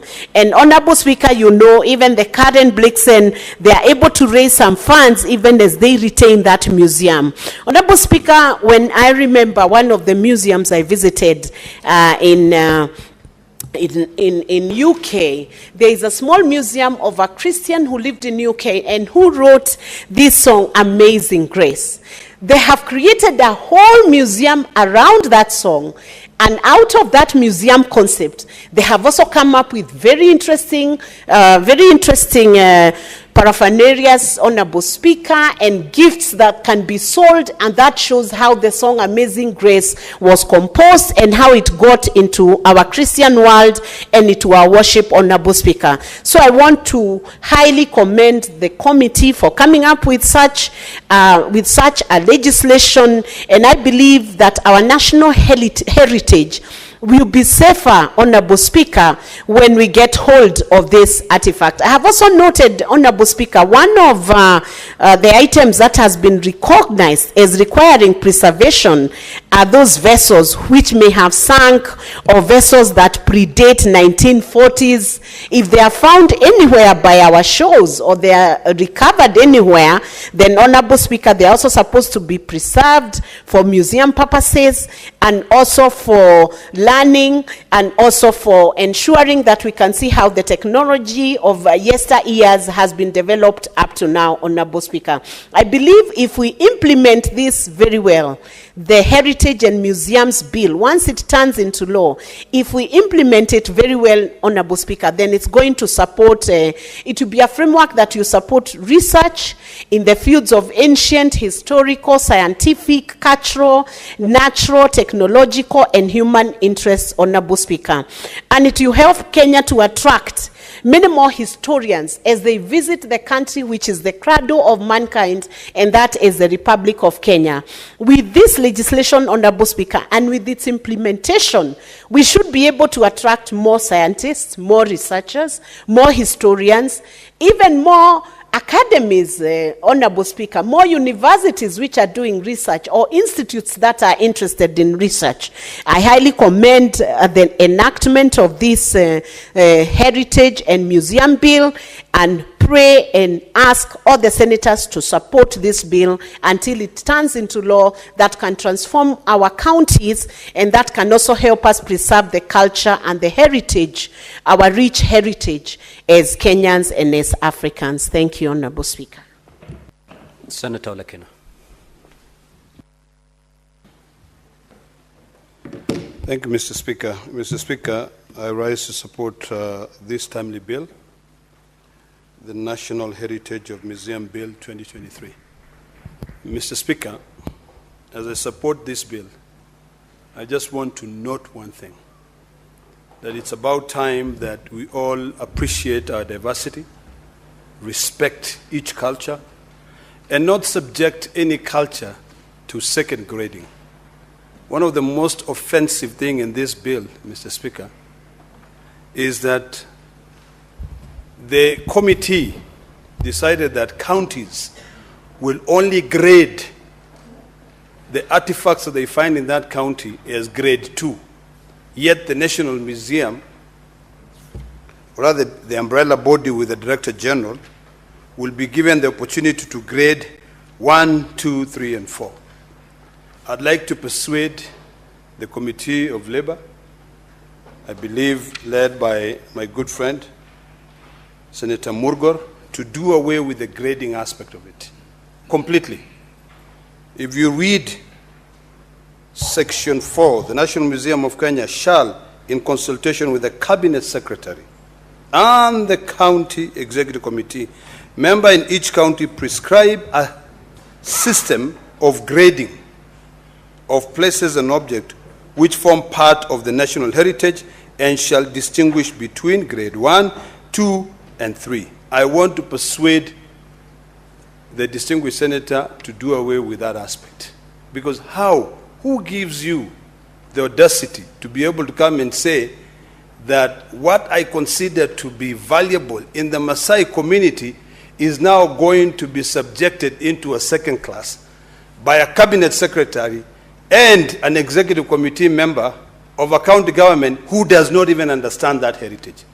Mr. Speaker, I would like to persuade directly the good distinguished senator to do away with that. The other part which I thought was wrong, Mr. Speaker, is on number 8. The function of county government shall be to C, identify and maintain and manage of grade 2 heritage resources in accordance with this act.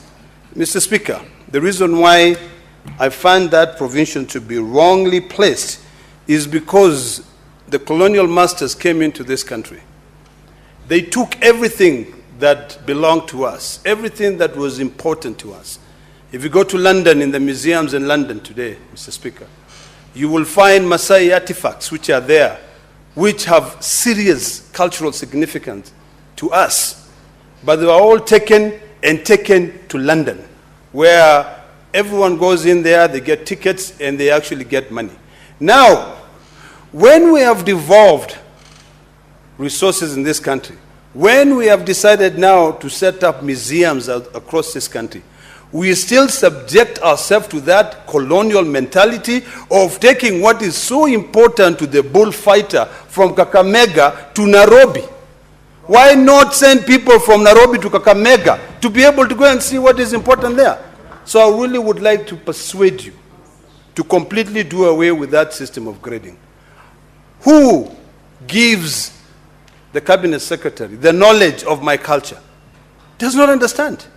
Who gives the CC committee member, who is a political appointee, the ability to be able to distinguish what is good and what is wrong? Mr. Speaker, my community, the Maasai community, traded with traders from the Czech Republic who brought in beads. The beads that we wear were traded between the Maasais and traders from the Czech Republic, from the European community. Until today, the algorithm, 99% of all the beads which are sold in this country come from Czech Republic. And when you try to get them from a different country, there are challenges because there was a particular channel which they passed through.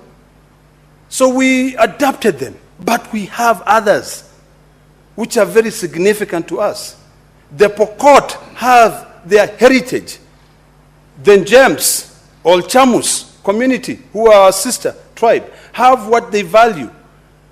Mr. Speaker, if you go to the Ateker community, which is a community that I belong to, the Ateker are the Maasais, the Samburu, the Karamajong, the Pokot, the Ethiopians, people from Ethiopia, from South Sudan. We have our heritage, which we have preserved for years. It is upon us. And the only thing that I support with this is that county governments must now set up a particular percentage of their budget to be able to set up museums that will attract people into those counties, Mr. Speaker. Mr. Speaker, the challenge we have at the moment is that because of this cosmopolitan nature, some of us are afraid that our own counties will be strangers, will be people who will be put in museums. Mr. Speaker, I went to a place in Austria, in a place called Salzburg. And when I got to Salzburg, they have a beautiful museum. And in that museum, they have a short African man like this, who they say this was a human whom we brought from South Africa many years ago. I don't want the Maasai to be put there and they say, you see that lanky fellow? That fellow is from the Maasai community who used to be predominant in this county. And this is why, Mr. Speaker, the other day I was saying, we now need to be creative in this house. We need to be able to ask ourselves, what are we going to do to solve this conflict in borders? You'll find the Maasais, the Kisis, and the Luos are fighting their borders because of land issues. That's why I said, let us change the law on land so that where we know this is where the Maasai reach, the Maasais who live in that place are told, for the sake of preserving your heritage, for the sake of preserving your culture, this land can never be sold. If you want, you can lease this land out, but don't sell it. Because the moment you now sell that land, the change of use are coming in place. So it is imperative that all of us become cognizant of the things that we're introducing. This heritage, some of our cultures, despite the, sort of like terrorism associated with people encroaching into our lands and territories, people encroaching into our culture. Because I normally stand here and I say that we've been terrorized, stigmatized for many years. Despite all that, we have a culture which we believe. So I would like to persuade the distinguished senator to amend the following section before even bringing this bill to a vote. Because if you don't, I will be seeking to remove section 8C, identify and manage of grade 2 heritage resources in accordance with this act. It means that any grade 1, if we are to go with this bill, will be taken to a place where we've created a job for somebody called a director general to be able to collect a lot of resources there, collect all the money. Yet, if there was people who are coming to visit and they say grade A, if they, let's say they decide we are going to charge X amount in grade A, that money will only remain, Madam Speaker, in Nairobi here to be able to pay for the life of other people. So I think what we need to do is very simple. Even on the part where you are recommending that this DG, who is now the head of the administration, can receive money, donations, we need to be specific on that. The donations that are received, if the donations are received because of an artifact that came from Maasai land, then that money is directed to the museum in Narok. If that money is from West Pokot, it is sent to West Pokot. If it is from Kakamega, it is sent to Kakamega, so that we can be able to benefit from our own heritage. So that is very, very important. Madam Speaker, I'd like to summarize as follows. I support this bill because of the following. It helps us be able to ensure that we maintain our cultural identity. I like what Madam Speaker said earlier on, that I am proud of my culture. I come into these Senate chambers adorned with my traditional artifact. I wish I could be allowed to come with my spear. Sometimes I sneak in a rungu. Don't worry. Sometimes I'm able to sneak in. If you go into the archives of here, you will see that sometimes I'm able to sneak in a rungu once in a while. I end up putting our friends in trouble, but hey, such is life. But it's because I'm proud of my culture. I wish we could be in a position where we could even come here with a spear. I'm sure the bullfighter will also come with another artifact that he thinks it's important. And I hope that one day, even a day like this, we can amend your speaker's rules. A day like this, when we are discussing a very important bill like this, all of us should be allowed to come in dressed the way we want. Some, if you want to go the way you want to breathe well, so be it. Such is very, very important because it helps us. One of my biggest problems that I'm facing at the moment is that the younger generation, and I'm happy that I can see a few who are in these chambers, will be so disadvantageous in learning about our cultural heritage. Before, we used to have our grandparents who would sit down and talk to us about our historical identity, where we come from. And that's why I can stand here and I say that I originally came from Tanzania, which is, there was no border between Kenya and Tanzania. It was just Maasai land. But my heritage is mostly from Tanzania coming into this Kenya. I heard today the bullfighter talking about his heritage from Zambia, saying that, maybe he came from there. That just shows that we have our brothers, we have our cousins, we have our sisters in other territories. So what unites us is to find what they find importance and we keep it. Today, if you find a Maasai from Tanzania and a Maasai from Narok, we speak the same language, we value the same things. So it is upon us, Madam Speaker, to be able to say this is what is of importance to us that we want to preserve. Not some cabinet secretary sitting somewhere, given power by this act, or some CC of a county sitting there to be able to set up a committee to determine this is of economic value or this is of good heritage. No, it is upon us for us to be able to do that. It is also important, and the reason why I think I like what this bill seems to achieve, apart from those areas that I pointed out, for us to continue educating our children. Our own children, we need to educate them. My grandfather taught me about my culture. That's why I'm very proud of my culture. Today, if, let's say, because of our busy schedules, we don't find time to educate our children, to tell them this is about the Wanga Magere, or this is about Mumbi, this is about Olonana, I think we can be able to either push it, and I was hoping that you would go to that direction, that this should be a subject that can be taught in early primary, so that when the kids are growing up, they can be able to understand. TikTok has messed us up. I mean, let's call a spade a spade. TikTok has messed us up. The internet has messed us up. People now, you'll see young kids insulting their elders. That is uncouth. It was something which was unheard of. You'll see a young boy going there and saying, the bullfighter, F you, do this, whatever. Why? They don't understand the values that we have. These are the same values. The other day we were talking about the late Leonard Mambo Botella, when he was able to use humor to be able to remind us of the importance of our ethics, the importance of our values. He used satire to be able to make us remember.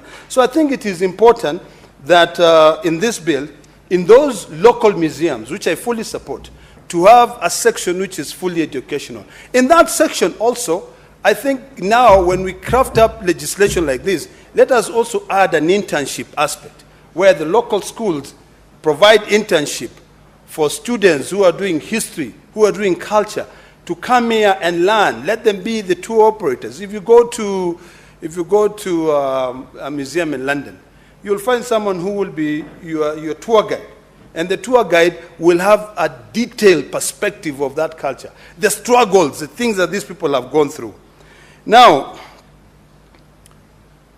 everything we're doing today, Madam Speaker, is going to determine what the future generation is going to be able to take as valuable.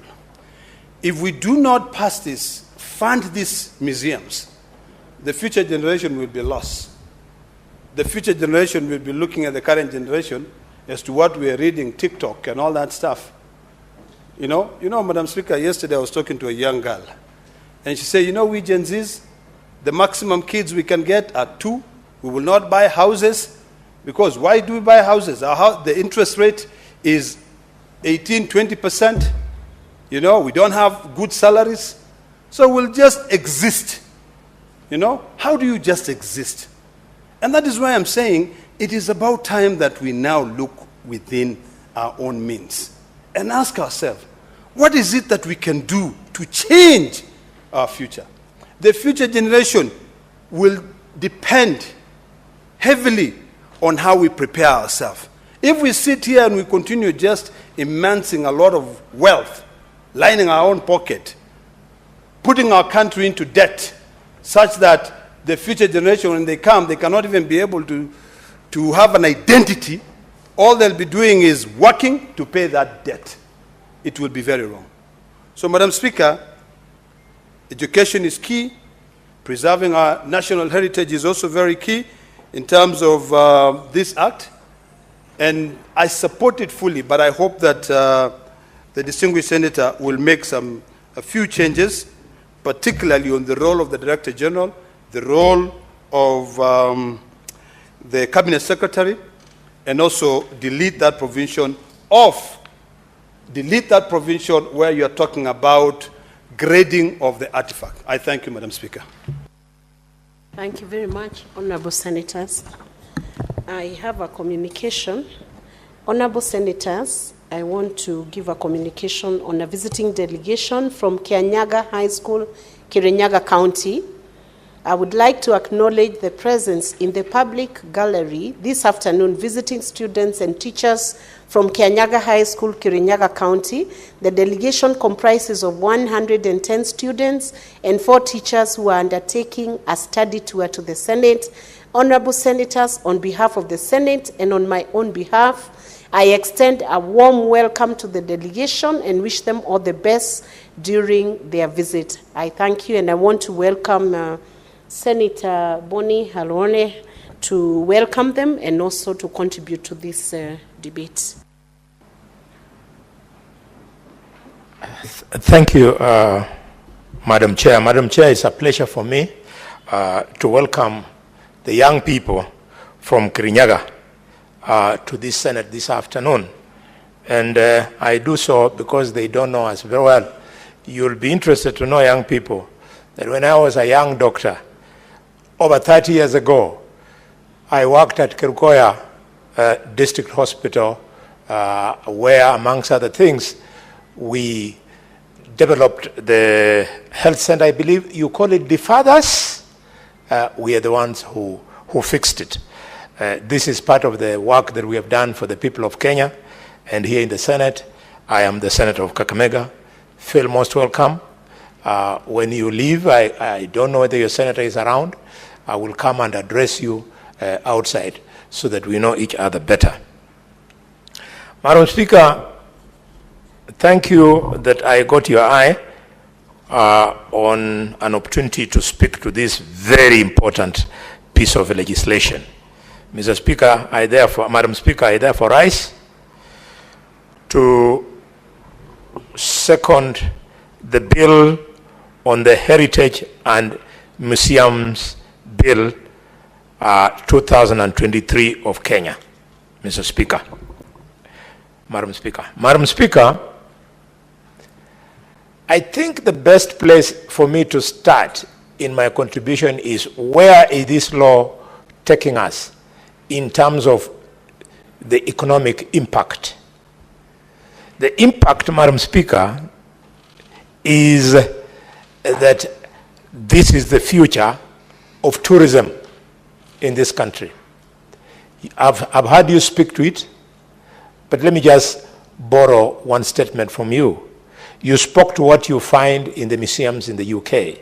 I've also had an opportunity to go there in those museums, and you cannot imagine, it doesn't matter what time, be it in winter, be it in the summer, when you go to the UK, those museums are always full.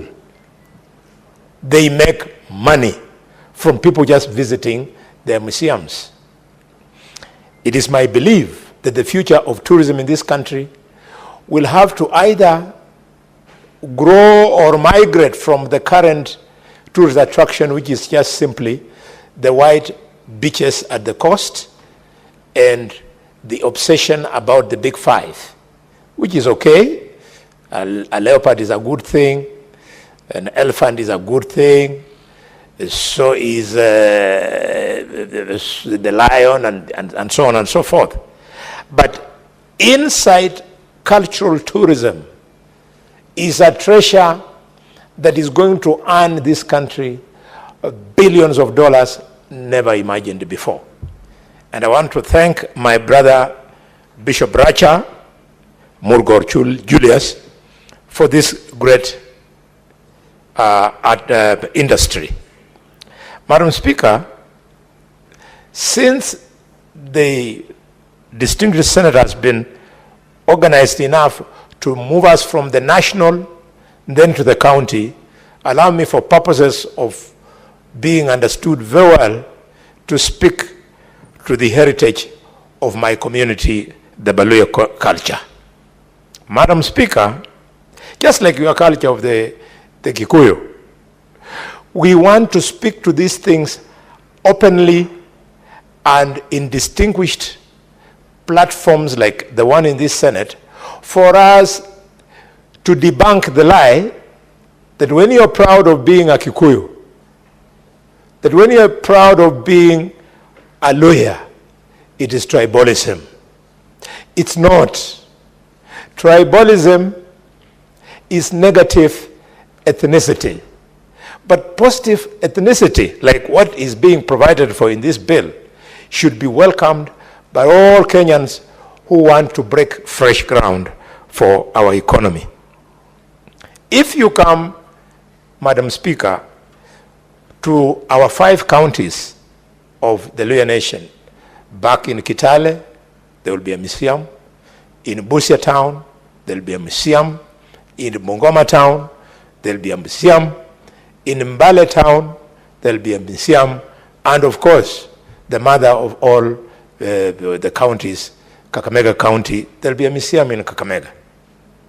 The museum in Kakamega will give our children and our visitors an opportunity to know that just like all the communities of the world, we also have our own heroes. And our heroes are not limited, Madam Speaker, to just the politicians. I wouldn't mind being called a hero myself, but I know my grandfather, Hayati Ihunyalo, Wakaluari Simbwa Shina Simba, was a greater hero than myself. And yet, no record exists of this great man. He teamed up, Madam Speaker, with the other heroes in my community, mainly hero called Lusala from Shinyalu and a hero called Mambire from Shinyalu. And we had epic battles. It's unfortunate that heroism at that time, Madam Speaker, used war as a yardstick to define a hero. And these great heroes that I've mentioned are the ones who drove the pastoralist communities, the Maasais, the Kalenjins. We drove them out of the present day Kakamega. I know the Senator of Kajiado of Narok, I beg your pardon, the district senator from Narok will be happy to know that until just the other day, we were having Maasais in Kakamega. Yes. In fact, the member of parliament, I think, of Gilgoris is, I've forgotten his name. He's just gone away. He left Kakamega just the other day and they went to Transmara and established families there and they have become Maasais. Yes, Sunkuli. It is Sunkuli that you're talking about. Sunkuli has had me. He's a guy, no. He speaks Kiluya perfectly nice. Me, I speak a bit of Maasai thanks to my wife, Sakeyen. Sometimes speaks to the children in Maasai. And I tell her, now what are you doing? You think my children are like bones. My children are not like bones. They are bullfighters, Madam Speaker. So, these heroes that we are talking about, we want to talk about our kingdom. The Wanga kingdom in Kakamega is a well-established kingdom, and these are things that will be on record. We want to talk about our musical artifacts. Not many Kenyans know that whether it is Alliance Girls High School, or it is Shimolatewa Boys High School, or it is whatever kind of school, when you go to traditional songs, when they sing, the songs that win are Luhya songs, and those Luhya songs come from Kakamega, the center of song and dance. Madam Speaker, it will give us an opportunity, therefore, to preserve our musical artifacts, including the kind of plays that traditionally are practiced by my community, which include, Madam Speaker, but not limited to Shinanda, Madam Speaker, Isukuti, Litungu, Shiriri, Endebe, Itiolo, name it. The children who the Senator of Narok was calling the ones who practice the TikTok culture from my community have no idea what I'm talking about. But if we have this museum, then they'll be properly socialized. Indeed, with this kind of museum in Kakamega, I look forward to us preserving our traditional games, which include wrestling, shicholo, and indeed, bullfighting, Madam Speaker. Madam Speaker, I look forward to our social norms being properly documented and recorded in respect of how traditional weddings are practiced, the burial rites, and yes, the unique circumcision rites. As a doctor, I've practiced across the country, and I'm able to see, just by seeing a patient, I can tell you if you are a Maasai or a Luya because of the way you are circumcised. Yes, this is it. And sometimes when I talk to the Maasai and they tell me why they circumcise in that particular manner, I say how scientific our community was, because it caters for specific times of a man cohabiting with a wife if she's pregnant or not. Madam Speaker, allow me to speak to the benefits and returns on the investment that we're going to make in this bill. This is a bill because of unlocking the tourism potential. It will speak to millions of jobs. As properly articulated by Senator Olekina, you need tour guides, you need drivers, you need the hospitality industry that backs tourism.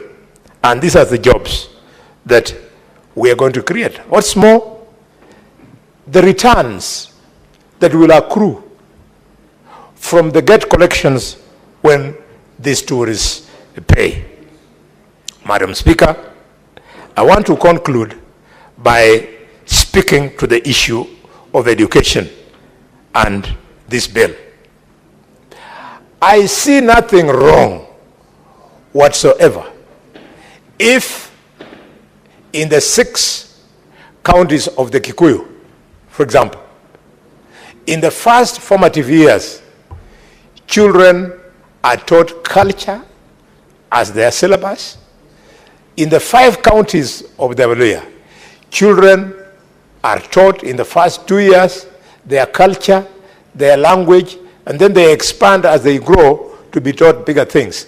I'm not too sure how old you are, Madam Speaker, but people of my age and below, we were actually, as a compulsory requirement, taught vernacular in primary school, primary 1, primary 2, and primary 3.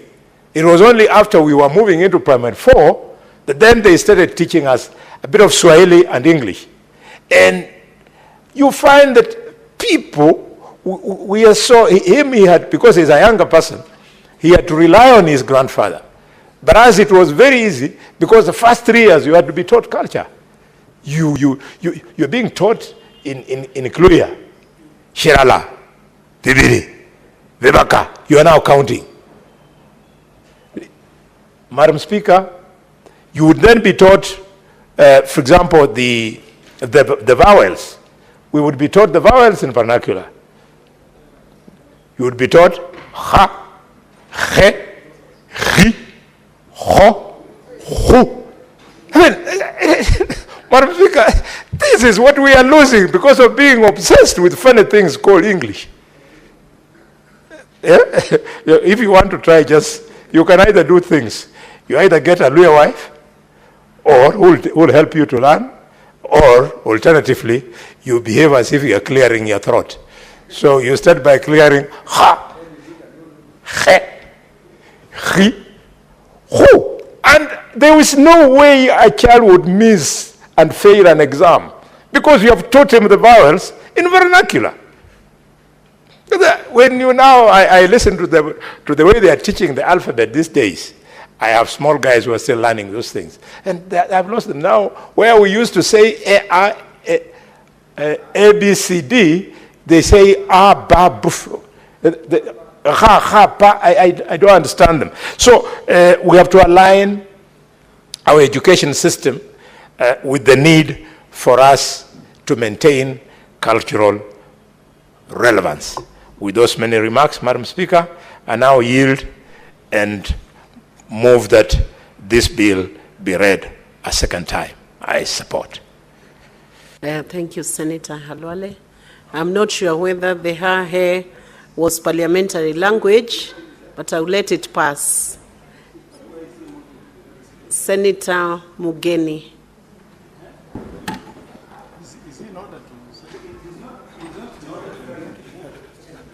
Yeah, Madam Speaker, thank you. He's not moving. We are in debate stage. Yes, I don't. Senator Boni Halwale. I think also Senator to Boni alert should you. withdraw the Can you remarks withdraw the remarks that you are concluded moving? the debate. You cannot say you are moving. Senator Mugeni. Thank you, Senator Mugeni. It's also possible that a student can teach a teacher. Since I'm your teacher on parliamentary practice, I stand corrected. I didn't realize what I had done. If you had heard me at the end, I had said I support strongly. Yes, yes. Senator Boni will implore on other senators to become seconders of many bills so that your mindset does not always think you are seconding a bill. Thank you. Proceed, Senator Mugeni. What is your clarification, Senator Kenywa? Madam Speaker, I heard what the majority said, and I just wanted clarification because he sounded like what the kids of today are being taught is not important. When he said they are taught, instead of A, B, C, D, what they are taught, it seemed to me like he said it's not important what they are taught today. Clarify whether the education today as it is still important. Senator Boni. Yes, Madam Speaker, I hear the concerns of the Senator of Laikipia. And if I'm old-fashioned, somebody forgive me.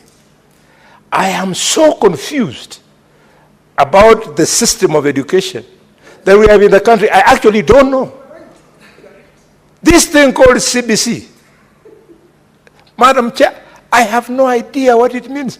In fact, I was joking with my farm manager who told me that he asked his 5-year-old, not 4-year-old son, daughter, to spell her name. She's called Rosalia. And so to spell her name, so the girl said, spelling of my name, Rosalia, is Ro-Sa-Lia. And then I said, look at this CBC. Look at what it is doing to Rosalia. So much as you guys like CBC, personally I have a lot of reservations about it. We could do it better. I hear in Botswana, it has been done well. And for them to get there, Madam Speaker, they piloted it, I hear, for 10 years. As we got it and applied it in the same tradition that a child learns how to balance himself on a motorbike, and in the afternoon is a boda businessman or businesswoman. Thank you, Madam Speaker. Thank you, Senator Boni. Senator Okongo Mugeni. Yes, Madam Speaker, thank you for giving me an opportunity to also make a contribution to this fairly important bill, the Heritage and the Museums Bill of 2023.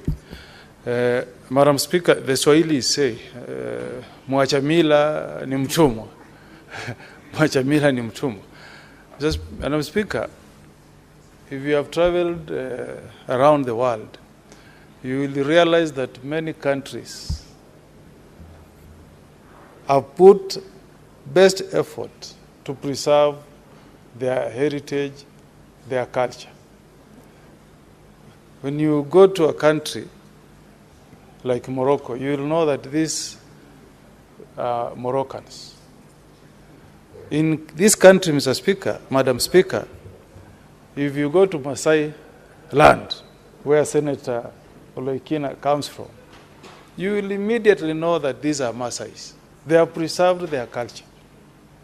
Unfortunately, some of the sub-tribes in this country, including my own, in Kisii, we are forgetting our heritage, we are forgetting our culture.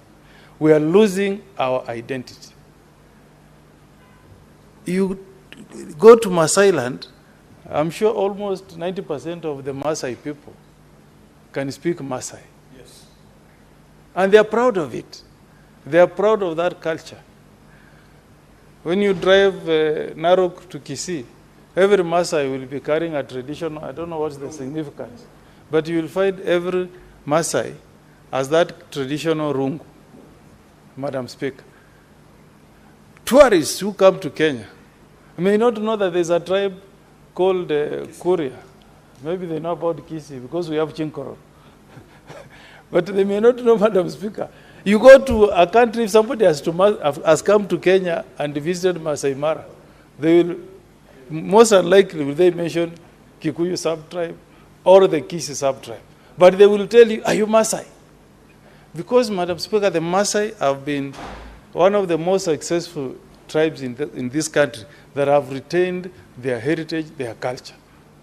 It's really sad. Even for me, as a father, I feel sorry for myself because our children think that it's very fashionable to speak English and not to speak your local language. I mean, some of us went to school where from class 1 to class 4, Madam Speaker, the language of choice was your ethnic language. We had a book called Ratemo. I don't know, there's nobody here from Kisii.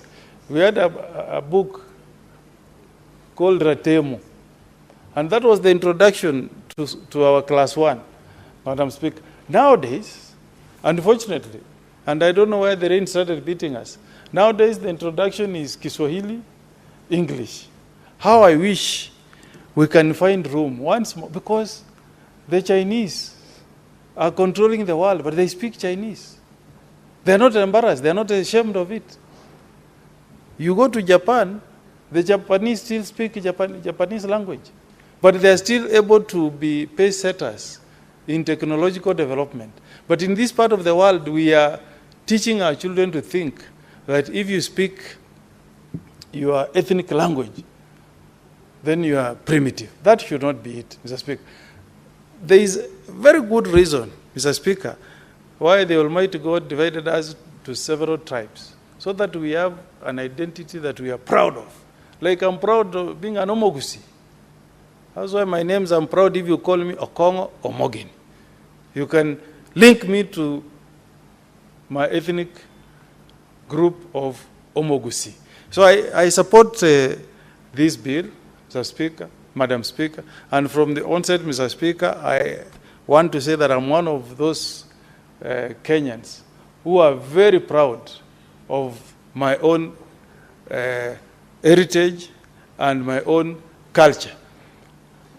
When we grew up, Madam Speaker, we used to go through an initiation where the community used to be involved. When you are facing circumcision, the celebration was not for one family. The celebration used to be for the entire village. You invite your neighbors, they come, you celebrate, you take the traditional liquor for wazes, and you are moved to the next age group. So I hope, Madam Speaker, that this bill will take us back to the drawing board. We see where the rain started beating us, and we can really be proud and preserve our heritage, our culture. Coming to the museums, you travel to other countries, and you'll be surprised. The queue you will find in a museum. When you go inside, there isn't much. I'm sure we could get more that we can preserve as a country than what you will get out. Even having pictures of our legend. Who will not like to come to this country and they see a photo of Kipchoge Keino put somewhere in a museum, and they will pay. Madam Speaker, I'm told the tourists that we attract to this country is roughly around 2 million, with our population of about 50. Countries in Asia that really have nothing for people to see, like Japan, tourists visiting Japan in a month, not only in a month, is close to 3 million. In a month. I'm told Rwanda, because they have something they call mountain, chimpanzees or something, is ahead of Kenya. Is ahead of Kenya. So this is one way, Madam Speaker, if we create museums in many of our counties, is one way of attracting tourists. And tourism, we all know, is one of our highest foreign earners for our country. So we need to grow our tourism in order to support our economy. We are going to have a budget of 4.2 trillion, Madam Speaker. If we are serious that that budget should be supported by substantially by our local revenue, the way to look at is tourism. The way to look is tourism. If you go to central Kenya, there is a lot that we can learn about Mau Mau. Get us pictures of the likes of Kimathi, Dedan Kimathi, the wife of those people who fought for our independence, Madam Speaker. The weapons, I don't know. Don't we have people, Madam Speaker, in central Kenya who kept rungus that were used to fight Muzungu, or a spear that killed a Muzungu in Nyamira and then the larger Kisi? We are told that there is a man who is called Otenyo. Otenyo speared a Muzungu, whom Kisi had nicknamed Nyaigoti. Speared a Muzungu in Kisi town and killed the guy. And that spear, Madam Speaker, here is kept somewhere by the Kisis. I'm sure if we go to central Kenya, we'll find a lot that can be kept in our museums, and then we interest our visitors who are coming in to visit various counties and see what the various sub-ethnic tribes in Kenya are proud of. That will be part of our culture, and that will be a way of attracting tourists. I've gone to museums in some countries out there, and Madam Speaker, you see barely nothing, but you pay money. Because when you land, the taximan, the guy at the airport, will go to great lengths to interest you to visit the museum. But when you go there, there is nothing. How many of us have jetted into Kenya through Jomo Kenyatta, and there is somebody to interest you to visit a park that is just within the city? And how many countries have a park within the city? There is nobody. You are entering Nairobi, there is nobody to interest you and say, visit a national park, which is just in the boundaries of the city. Nobody. You go to Dubai, the moment you land, there are people queuing, trying to interest you. Go to the desert safari, I don't know where. And when you go to desert safari, these are our roads, rough roads here. You just see vumbi and nothing. So we need to do a lot. I want to appeal to our CS tourism to tap into the potential that this country has in tourism. And she can bring us a lot of foreign earnings if only she tapped the potential that is there, the untapped potential in the tourism sector. In Kisi, we have soapstone. There is no country in Africa that has the Kisi soapstone. There is none. It's only found in Kisi, Tabaka, in an area called Tabaka. There is no any other in South Mogrango. Even if you go to West Pokot, that stone is not there. Go to Kajiado, it's not there. We go to Muranga, it's not there. It's only found in Kisi, in Africa, no any other country.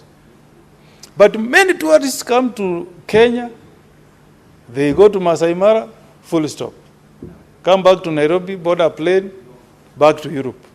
But if we had a desk at the airport that is marketing that industry in tobacco there, I'm sure we will get a lot of revenue. And you know, we sell those carvings.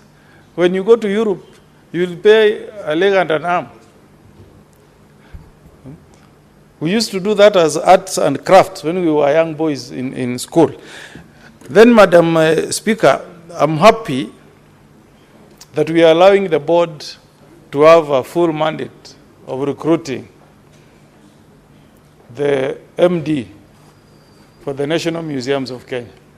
But then again, we have a problem that is cropping up in this country. Madam Speaker, even where you create a board like this, I was in a political function where somebody was pleading with the president to assist somebody to be appointed, and where we as members of parliament have passed a law that says recruitment will be competitive and based on merit. You are a lawyer, Madam Speaker. You know the agitation by lawyers preceding the 2010 Constitution. You know what the MOU between Raila Amolo Odinga and President William Ruto is about. It's about fairness. It's about inclusivity. It's about eradicating corruption. So I feel so sad when, as legislatures, we sit down, we pass a beautiful piece of legislation, we send it to the president signs and says, as a country, we want Kenyans to be picked to sit in a board. We give them power to invite applicants, they interview them, and the one who merits will be appointed. But again, you find us, politicians, again want to go back to the president and say, assist my person to be appointed. That's not nice. That goes contrary to the spirit of our 2010 Constitution. Like now we are doing interviews for IEBC. Madam Speaker, you appointed us through a motion on the floor of this House. We went to NADCO. We spent a lot of time, burned the midnight oil. We brought to the floor a fantastic piece of legislation. And we said, let us appoint people to sit in the panel that will interview commissioners to IBC. Because we don't want to take the country to what was preceding the 2007 elections, where people felt that the appointment of the commissioners was not free, it was not impartial. The people who are picked were not going to preside over a free and fair elections. But still you find politicians are talking and saying, Your Excellency, we want you to appoint for us so and so in IBC. Yet the law has given that task to an independent panel. Madam Speaker, we are sending the wrong message to Kenyans. We are going Kenyans to have it in their heads that one of the players in the political contest is the one appointing the commissioners. We should do public participation, tell Kenyans that we have commissioners in office, let them be given an opportunity without any interference to interview candidates, and let the best. Anybody from any of the 47 ethnic tribes, Madam Speaker, can be a chair of IBC and the others can be commissioners. And we run an election that will not invite another 2007 situation in our country. So I hope the board that is proposed in this bill, Madam Speaker, will take the assignment seriously and appoint the managing trustee of the National Museums of Kenya freely, without any form of interference from anybody. That's how we'll create a country, Madam Speaker, that respects rule of law, where power is distributed, where the concept of a limited constitution is entrenched. You know the concept of limited constitution, that power is spread and shared by many institutions. And that even where you have a president, his powers are limited by what is in the constitution or in statutes. If the power to appoint has been given to a panel, the president has got no authority. If power to appoint has been given to the Public Service Commission, let them assert their independence. Mr. Speaker, I sat, Madam Speaker, in Kenya National, in Ethics and Anti-Corruption Commission as a chair of the board, interviewed the executive director and 4 assistants without any phone call or anybody attempting to interfere with that assignment. And even if you said no, what will happen? Nobody will kill you, because you are doing a job that has been given to you by the Constitution and by our statutes. So I want to urge, as a way of also having a good heritage as a country, let us have this spread of power, president, ministers, interview panel, independent commissions, so that everybody can have a sense of belonging to this beautiful country called Kenya. So I want to support this bill, Madam Speaker, and hope that once it's enacted, it will go a long way in ensuring that we as Kenyans can again be proud of our heritage, be proud of our culture, so that when I go to West Pokot, I'll find people of West Pokot still proud of their culture, proud of their heritage. Same for me as Omogusi, same for you from Kikuyu, same to my sister here from Kajiado. With those many remarks, Madam Speaker, I support. Thank you, Senator. Senator Osotsi Godfrey. Thank you, Madam Speaker. Madam Speaker, first of all, I'll start by supporting this bill, the Heritage and Museums Bill 2023. Madam Speaker, this bill actually repeals the National Museums and Heritage Act of 2006 that basically was established to manage all the national museums and the heritage of this country. But as you know, Madam Speaker, the 4th schedule of the Constitution provides that cultural issues, e.g., museums, is one of the devolved functions, and therefore a function that should be handled by our county government. So the current act, Madam Speaker, is offends the Constitution because it doesn't address what is contained in the 4th schedule of our Constitution. So this is a good attempt to try and align the prevailing law on museums and heritage to comply with the Constitution. And Madam Speaker, I know there are many other provisions in law which have not been aligned to the Constitution. They are still basically referencing the national government with very little on county government, and yet those functions are either shared between the 2 levels of government or have been devolved. So this is long overdue. We would like to give a legislative mandate, legal mandate, to our counties to be able to manage the museums and various assets on national heritage in their respective counties. Madam Speaker, museums and heritage is a very, very important thing to any country.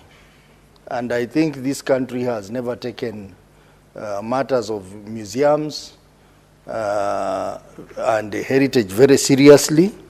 Because if you visit other countries, especially the capitals of most countries, you realize that there is a lot of investment in museums and heritage. I've just came back about 3 weeks ago from Moscow. And if you walk around Moscow city, almost 90% of Moscow city is museums and heritage sites. They will show you various pieces of heritage across the city.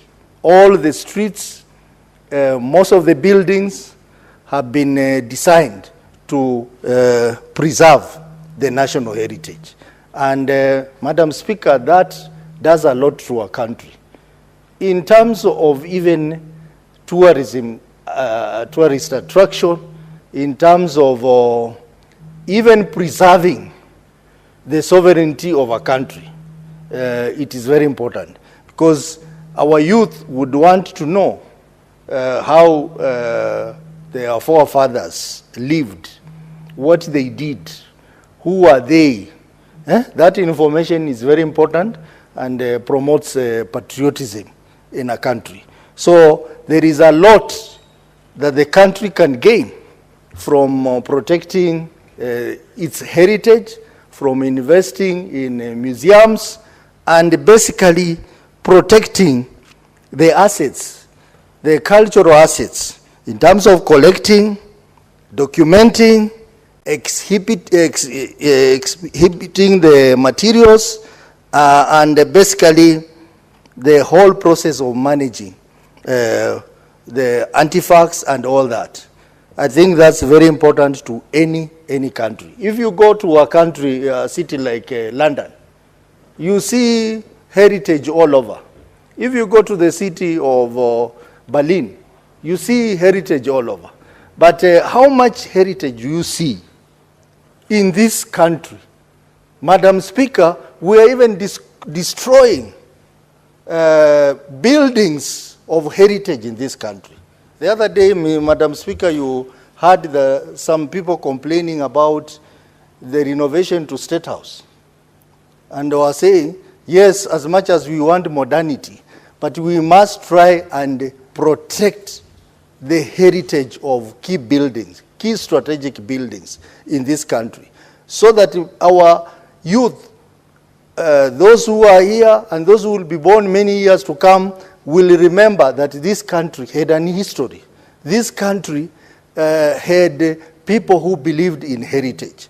So, Mr. Speaker, Madam Speaker, I think we need to invest seriously in our heritage. We need to invest seriously in museums, and that can only happen if we take museums and heritage matter seriously. The situation at the moment, Madam Speaker, is not really good for this country, and if we are not careful, we will not have a history for this country, because we will be forgotten. All the things that we have done will be forgotten in this country. So this bill, I think, is an important piece of legislation which we will should all support. Madam Speaker, if you allow me to go through the various parts of this bill, like for example, part 3 of the bill, it contains provision related to financial matters, how the funds of the National Museums of Kenya will be sourced, how the annual estimates will be done, and the investment of these funds. Madam Speaker, I think we must find a way of ensuring that the national museums and the heritage side also draw money from the incomes we get from the tourism sector, so that that money that is invested there will be used to develop the museums, will be used to develop the heritage assets, and that thereby creating opportunities for more tourists to visit, and that will be key in the development of this sector. Madam Speaker, Part 4 of the bill provides for the management of national heritage, antiquities, and monuments. I think this is very important, Madam Speaker. You have seen the monuments that we have in this town, in this city, Madam Speaker. Look at the Tomboya monument and many other monuments in this city. They are not properly maintained. In fact, in some cases, they are even defaced. And I think this is where the county government of Nairobi needs to do something about it. In other countries, the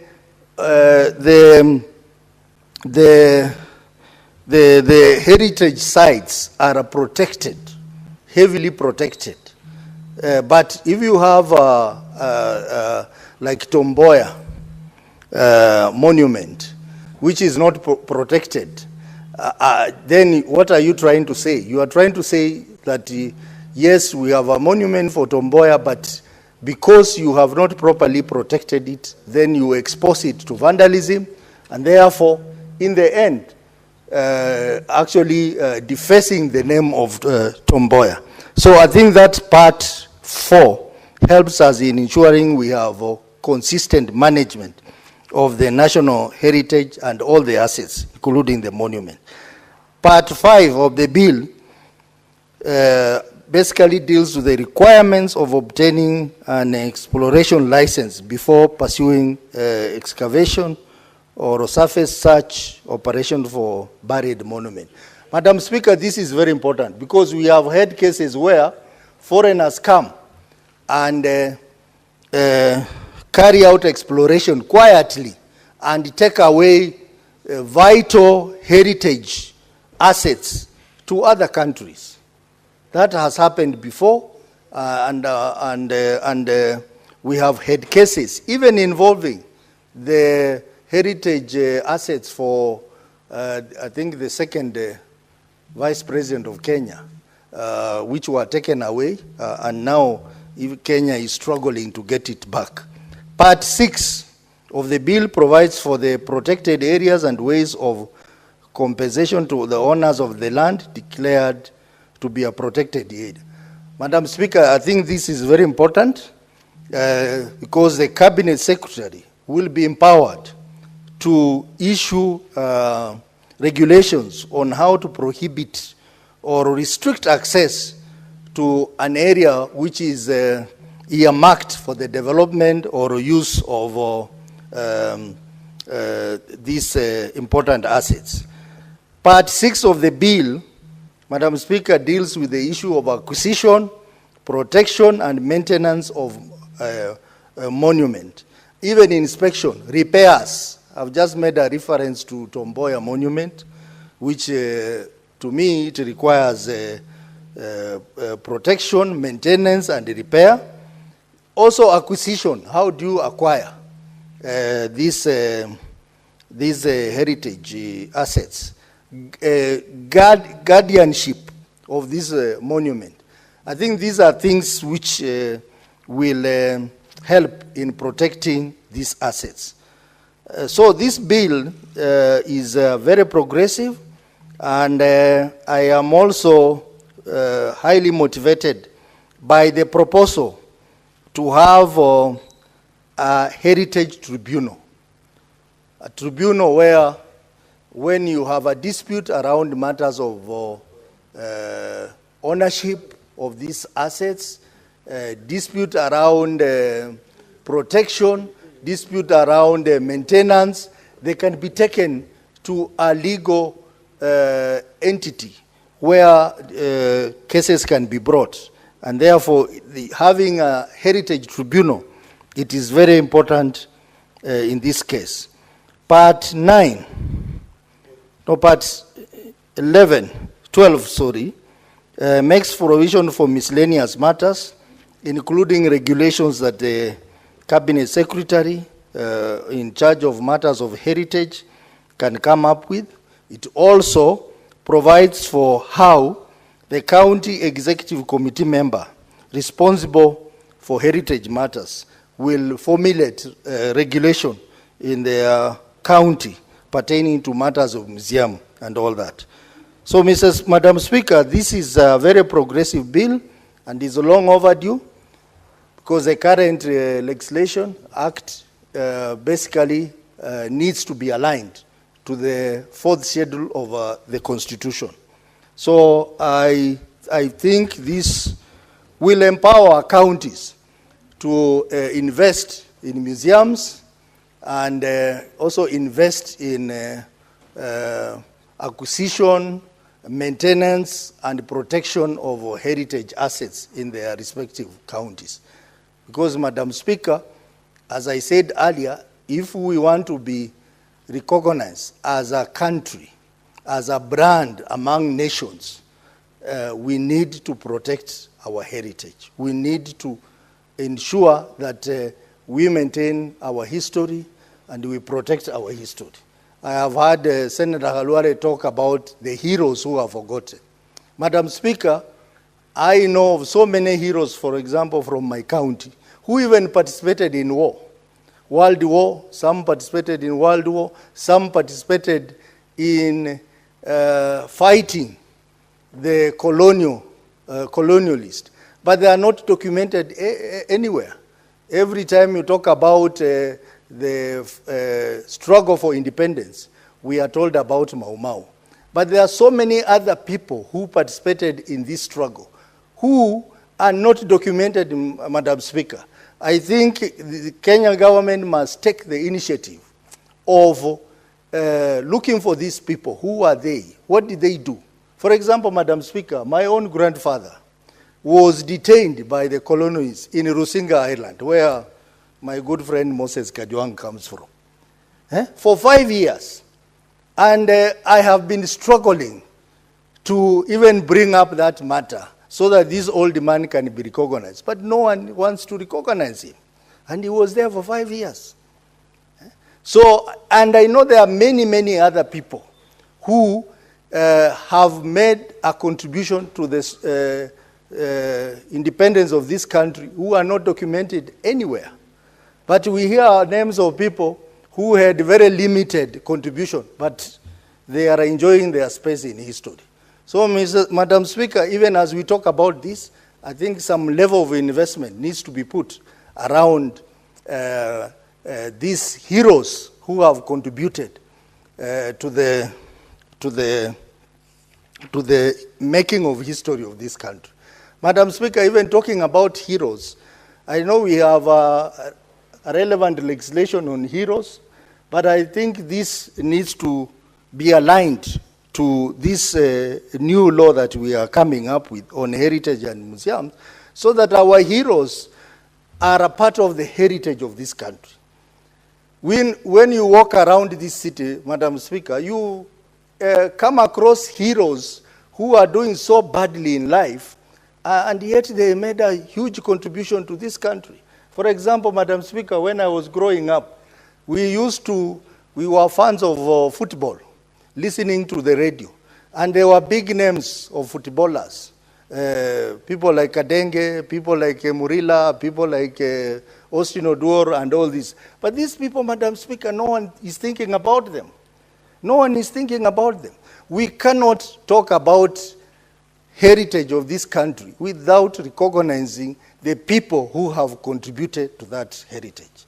So even as we pass this bill, let us think about our heroes and their contribution to the history of this country, their contribution to the heritage of this country. And that's why I started by saying that a country that has no heritage is not a country. If you go to other countries, especially in Europe, then you realize how matters of heritage are taken seriously.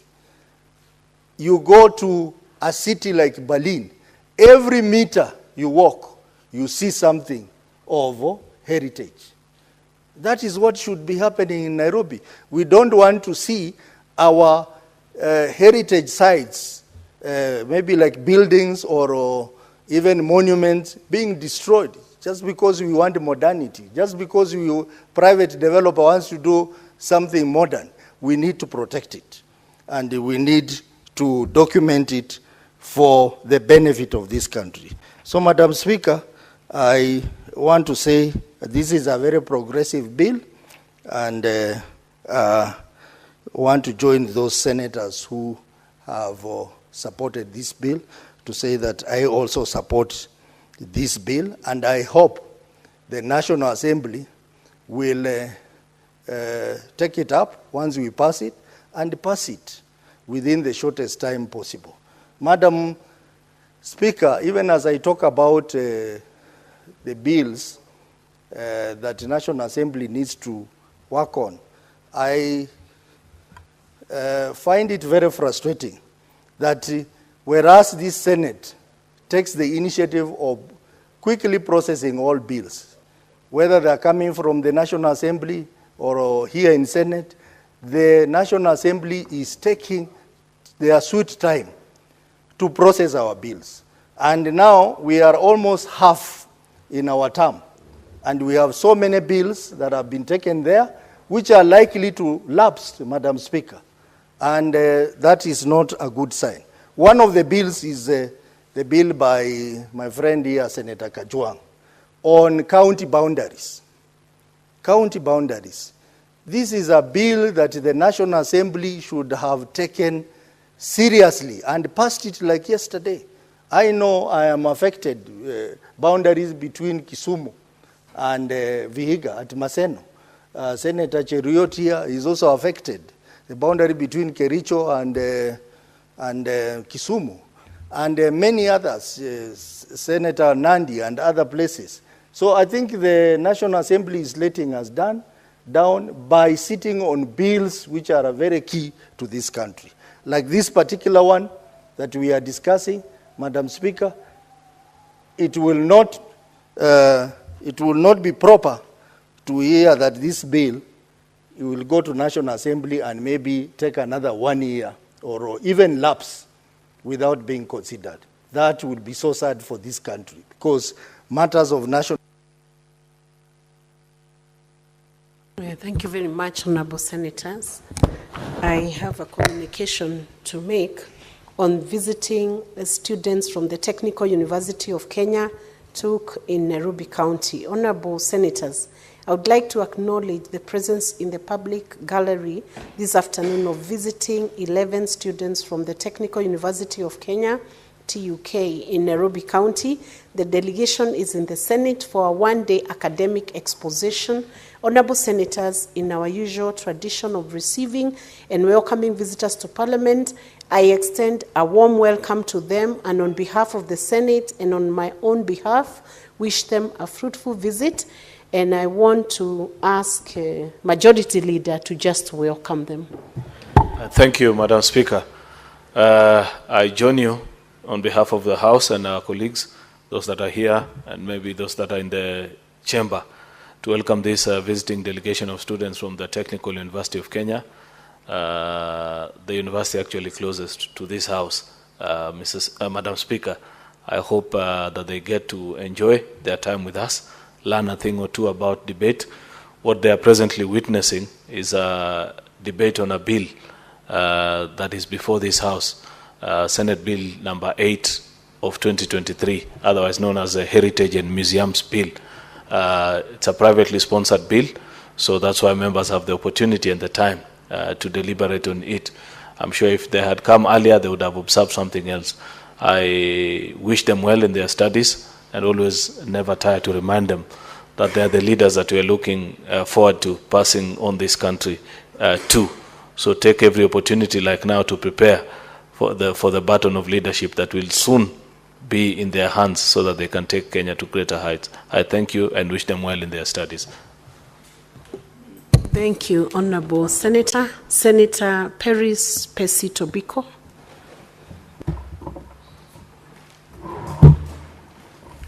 Thank you, Madam Speaker. Madam Speaker, let me also join the majority leader first to welcome the students from the Technical University of Kenya. Madam Speaker, some of them are personally known to me, and they are most welcomed, Madam Speaker, to watch the debates in this House, and even to learn more, and even to claim, some ownership of or belonging to this House. Later in the future, they will be the ones on this floor, Madam Speaker. Madam Speaker, thank you for the opportunity to contribute and to support the Heritage and Museums Bill, Madam Speaker. Madam Speaker, one time I was honored to be appointed a board member of the National Museums of Kenya. And I got to learn a lot of things that go on at the National Museums of Kenya, Madam Speaker.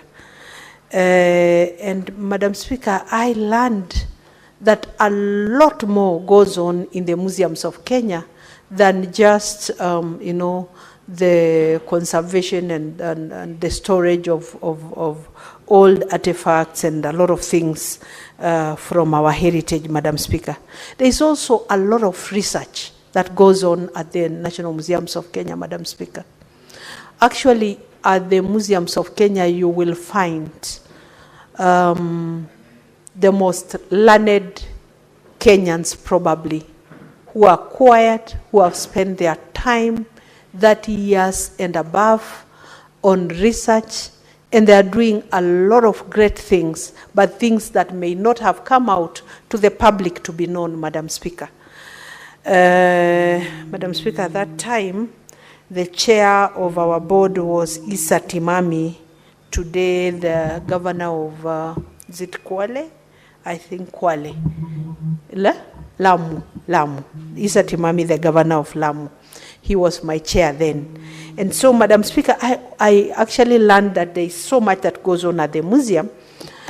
The research that goes on there, even, about various diseases, various things in this country, plants, animals, a lot of things, Madam Speaker.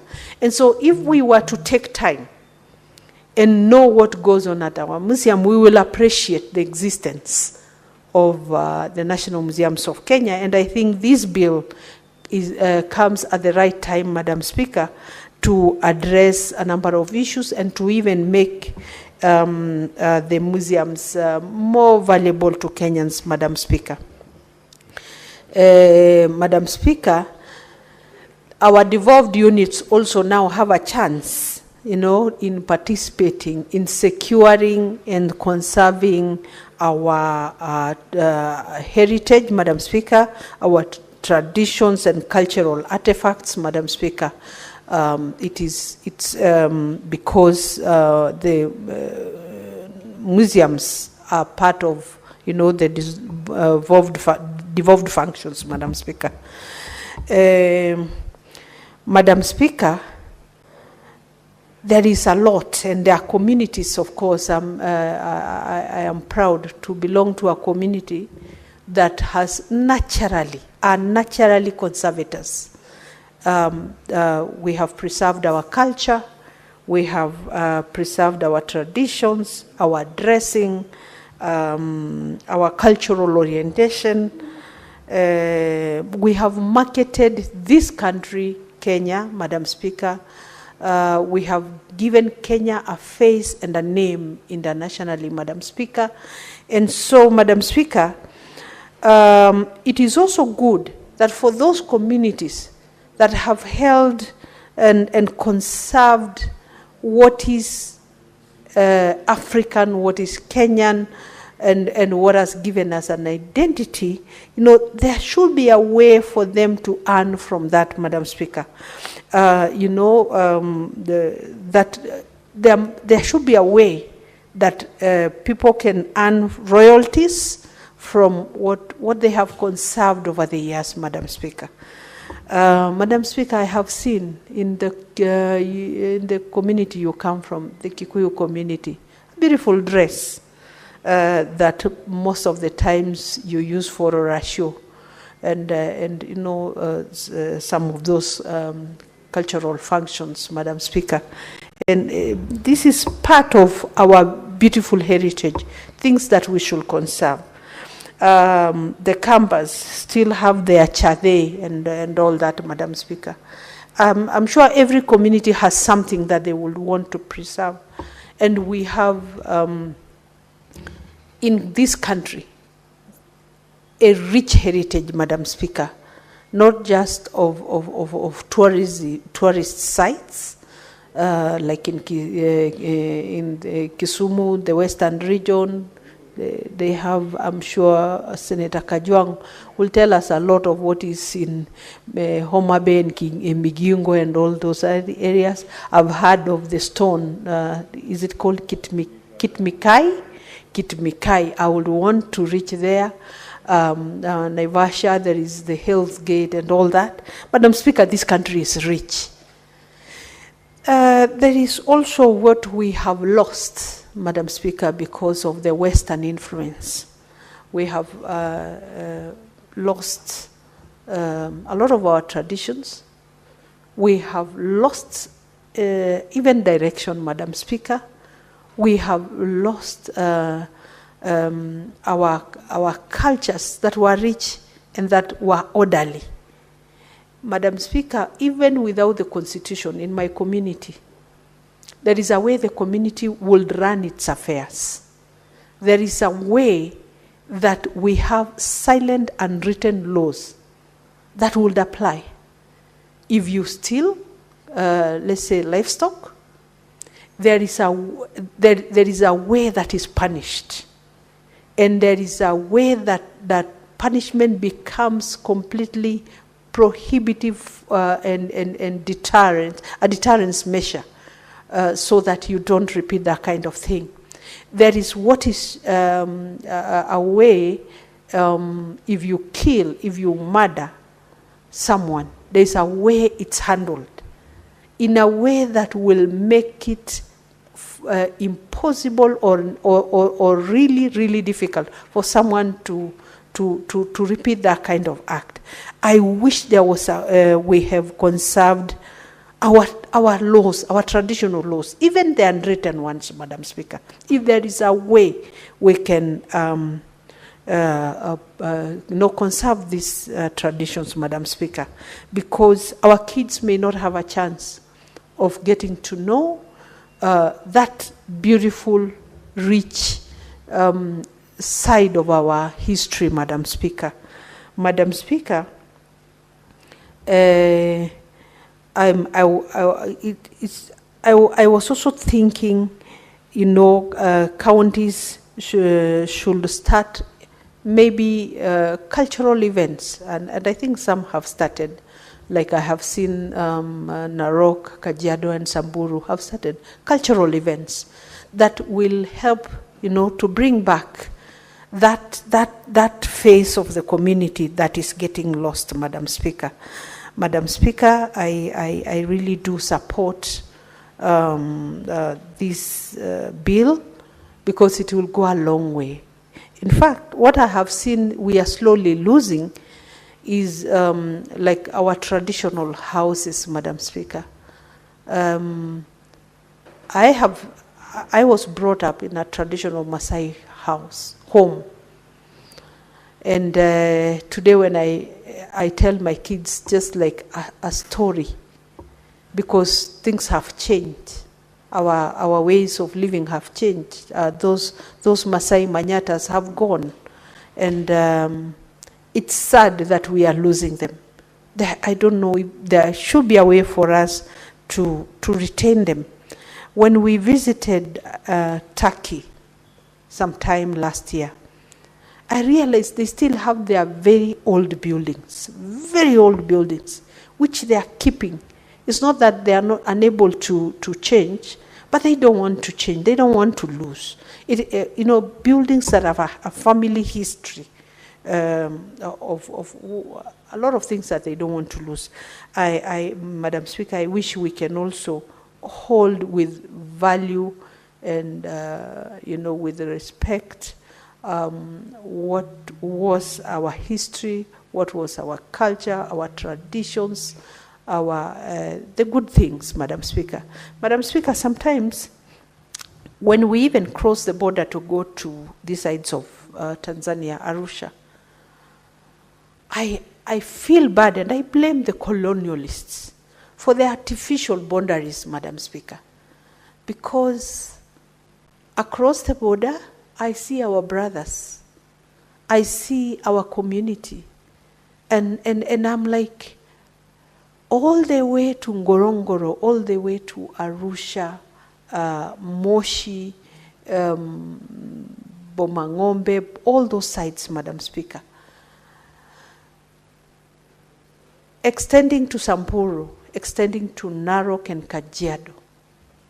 That was a whole country of our own. I mean, I'm not, I'm imagining we would have had a nation of our own, Madam Speaker. And that's not to exclude any Kenyans, but I imagine that the artificial colonial boundaries should not have come to separate us, to bring a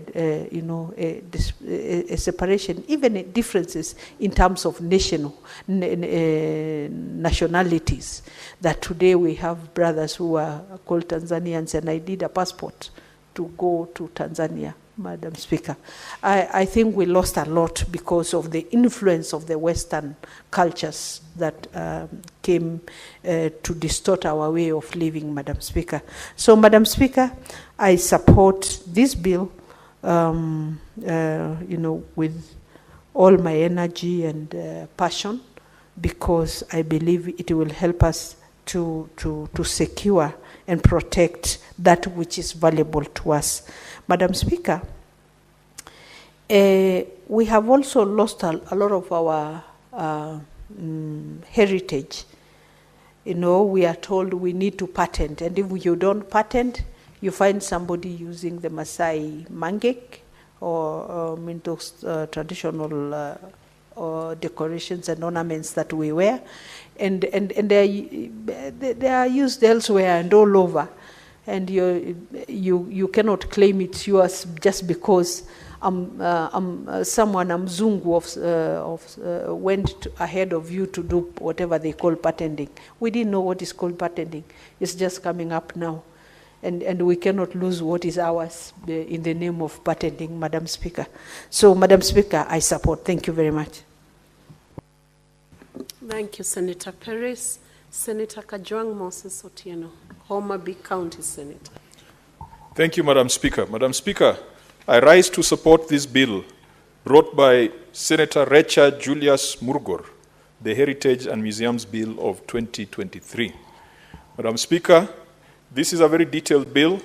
If you look at the Memorandum of Objects and Reasons, it has a lot of detail, and it is quite obvious that Senator Murgor applied his mind and perhaps even got the services of experts to come up with a bill that shall give effect to the fourth schedule of the Constitution that has devolved museums to county governments and has allowed the national government to only deal with national museums. Madam Speaker, these are some of the functions of county governments that have not been transferred for far too long. National museums, libraries, archives, and even roads. Actually, for roads, everyone knows what should be done.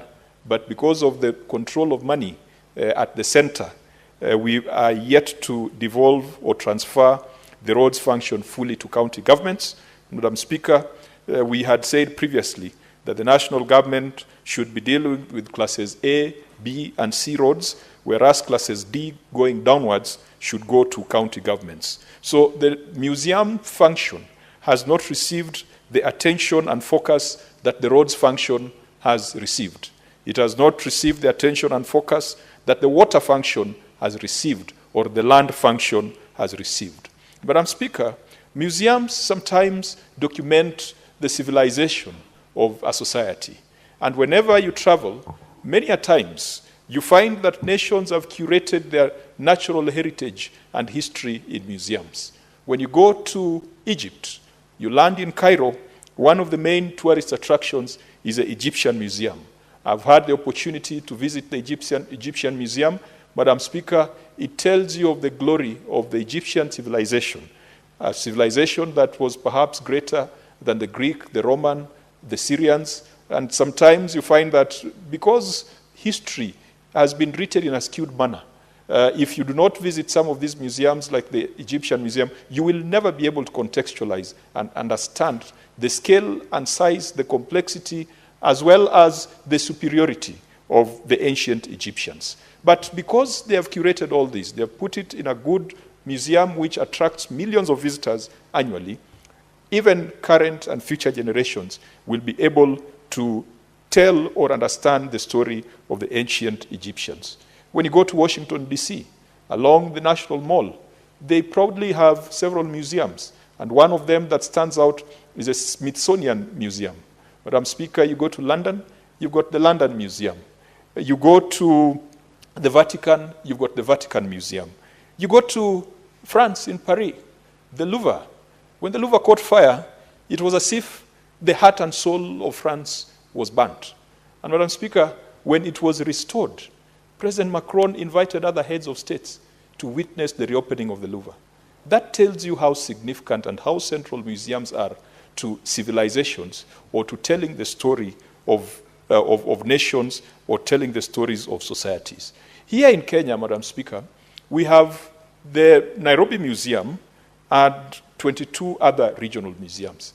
Unfortunately, unless this is now being taught in the CBC system, but many typical Nairobians will not be able to mention more than 3 museums across the country.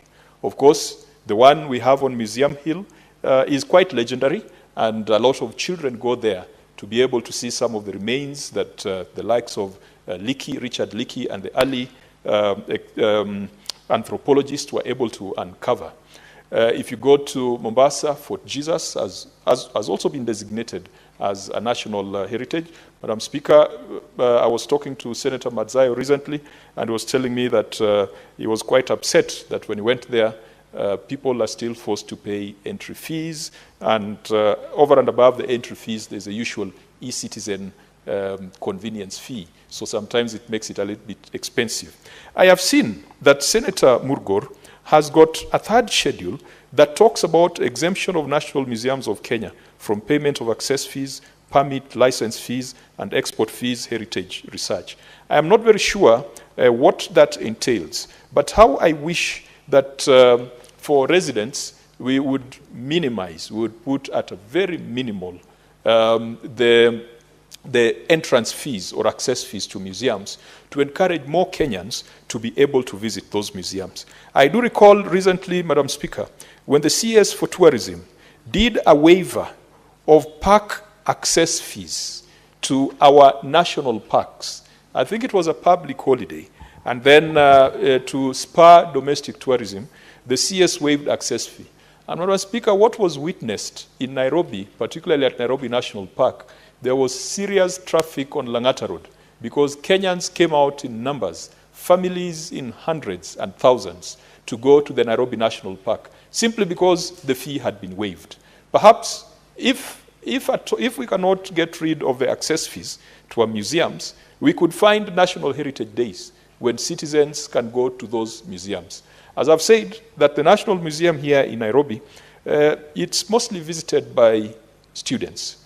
And if you come from a school deep down in West Pokot, perhaps a visit to the National Museum is not an option because the distance is great and the cost is very high.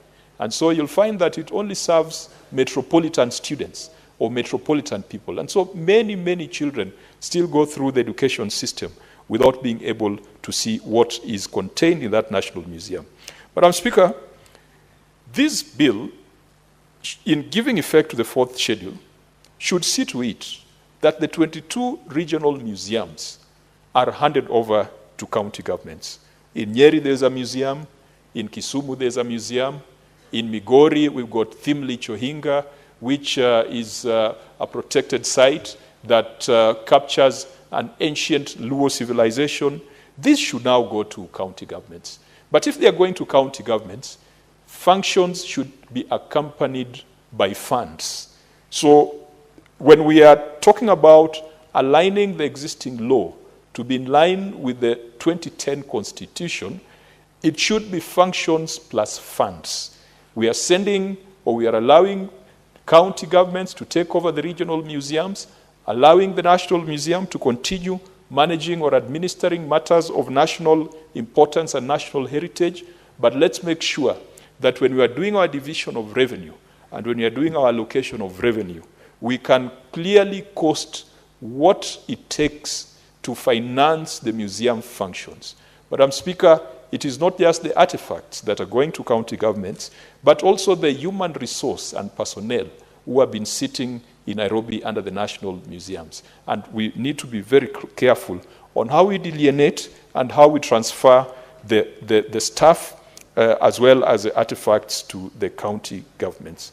Madam Speaker, this bill makes reference to antiquities and protected objects. And Madam Speaker, that has mirrored the existing legislation. And one thing about antiquities and protected objects, I read somewhere that there are about 30,000 antiques and protected objects relating to Kenyan civilization and Kenyan culture that are sitting in Western museums and Western private collections. Madam Speaker, there was a project driven by guilt, particularly from the Western world, that they took away a lot of things from Africa, and particularly in Kenya, it has been documented that 30,000 objects estimated have been taken away. Some are in France, some are in the UK, some are in New York or in the US. Madam Speaker, there's a project driven by guilt and trying to run away from restitution, where they are proposing, using advanced new technology, 3-dimension printing, that they can do 3D printing of the artifacts and bring them back to Africa, while the original continue to stay in private collections or in public museums in the West. That is completely unacceptable. We cannot take substitutes of antiquities and protected objects that were made by our forefathers and take a 3D printed option. Madam Speaker, I hope that even as we prosecute this matter, we shall bring or breathe some life into that project. One of the antiquities, and the reason why I got interested in this, was a traditional Luo headgear that was taken away around 1910 or 1911 by one of the colonizers. He took it into his private collection, and upon his death, he donated it to the National Museum. It is sitting there. Everyone knows who brought it there, and everyone knows where that person found it. Now, they're offering my community an alternative of a 3D printed headgear. That is completely unacceptable. And I hope that by strengthening the functions of the National Museum of Kenya and ensuring that we've got proper regulations around it, they'll have the strength, they will have the legal basis to be able to fight those ridiculous arrangements that are driven by guilt and that are trying to run away from the real story. It is not just Kenya that has suffered. Nigeria has lost what they call the Benin bronzes, serious, valuable cultural, historical artifacts. In fact, Madam Speaker, many of these collections are sitting in British museums. Many of them are sitting in New York. Some of them are at the Smithsonian. You go to Washington, you go to the Smithsonian, and you're finding an elaborate collection of Benin bronzes having come from Nigeria, being displayed in Washington. These things need to be brought back to Africa.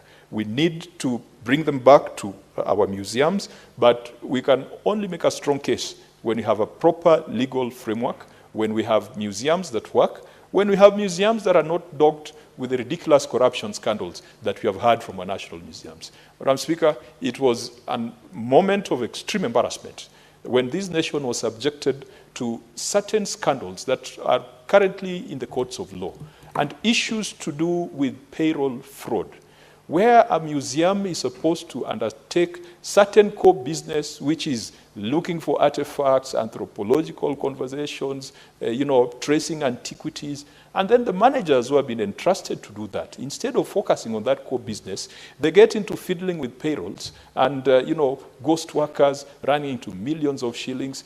Even donors, even research institutions that would wish to work with the national museums cannot trust a museum that deals with ghosts. I don't think that ghosts is part of our antiquities and protected objects, or ghost workers for that case. So we need to make sure that we professionalize that institution. We need to stop this thing of making political appointments to the National Museum. Let us look at competence. Let us look at people with a proven track record in that particular space, not people who are going to manufacture certain scams just to line their pockets. Madam Speaker, in terms of archaeological sites, when we were in school, we were told about Olorgesaile, Kariandusi, Lomekwi, and even Gedi. We need to protect these sites. 2 weeks ago, I was in the village, and somewhere in my village, for a long time, there's been a walled village or a stone-walled settlement that dates thousands of years. Perhaps it was done by the Maasai, but it is still questionable because the Maasai are not known to have done stone-walled settlements, because those thousands of years back, even the Luo had not settled in that particular area. So we still think that it was a Bantu settlement or a Bantu civilization. When I came back, Madam Speaker, I found that the land, of course, had not been gazetted, it had not been secured. It was private land. And the owner of the land sold it to somebody else, who went and tore down the ancient stone walls and put up some shady mabati structures to act as hostels for students of the nearby Technical Training Institute. So we need to ensure that the National Museum or the county museums, and this is why it's important to bring this now to the county government, because there's no way the guy sitting on Museum Hill would have known that there's an ancient civilization down there in a village called Waondo or in any other part of the country. And so when this function is handed over to counties, we are hopeful that they'll be able to go down, identify those sites, protect them, and also encourage professional ways of doing the excavations and making sure that we can be able to get additional artifacts out of those sites. Madam Speaker, this bill also speaks to monuments.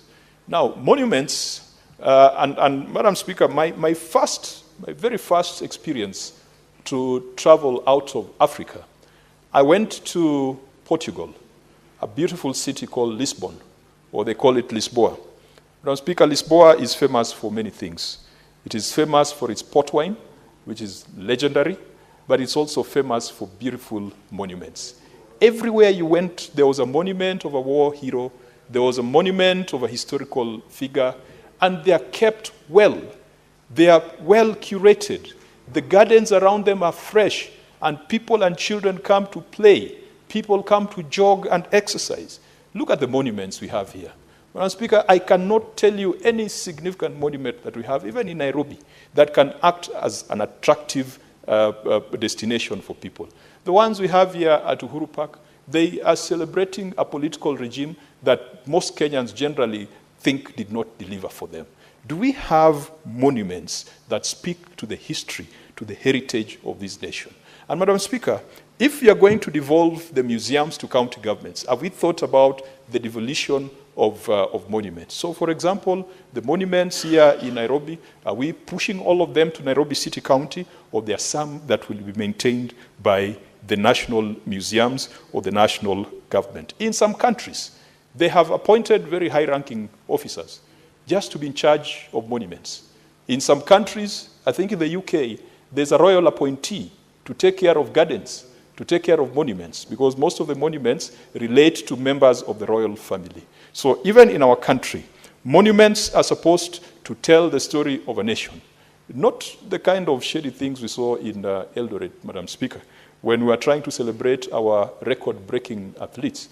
And then people went and crafted very absurd and ugly structures. You go to the West, and things are made out of marble. Things are made out of fine granite or made out of bronze. We have even seen gold-coated and gold-gilded monuments. You go outside the Buckingham Palace, the residence of His Majesty the King, the monuments there, they shine because they tell of the days when the sun rose and set on British territory. Of course, that's a history that is far gone. So we need to invest in monuments, but alongside a monument, we need to ensure that we have gardens, recreational parks. If you go to Jivanji, I am not sure what you'll find, but Jivanji has now become a place for people just to discuss politics rather than to reflect on the history of this nation.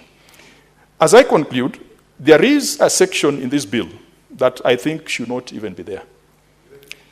That is a section on exports. Madam Speaker, why would we even consider a situation where we need to export our antiquities? Part 10 of the bill talks about export. And it talks of conditions relating to export, and it gives discretion and power to the Cabinet Secretary to authorize. And Madam Speaker, for avoidance of doubt,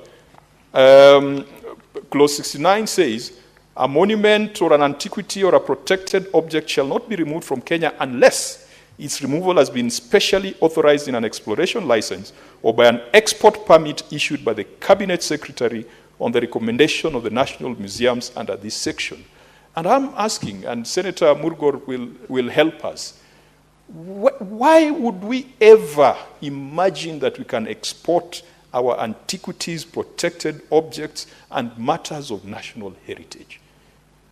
Have we, the Turkana boy, do we imagine that we can take the Turkana boy to some Smithsonian museum? If there was a spear of an ancient Maasai chief and we found it, do we imagine that we can export it elsewhere? You can imagine if Egypt, having discovered the tomb of Tut, that boy king, that there was a provision for them to export the gold and the jewels and the riches that were found in the pyramids. Madam Speaker, this section on export, this one we will need to be convinced, because it is this provision that has led to 30,000 antiquities sitting in private collections in the West. And now they want to give us 3D printed versions of that. So, Madam Speaker, this section of exports must be clearly thought out. But generally, I support the bill.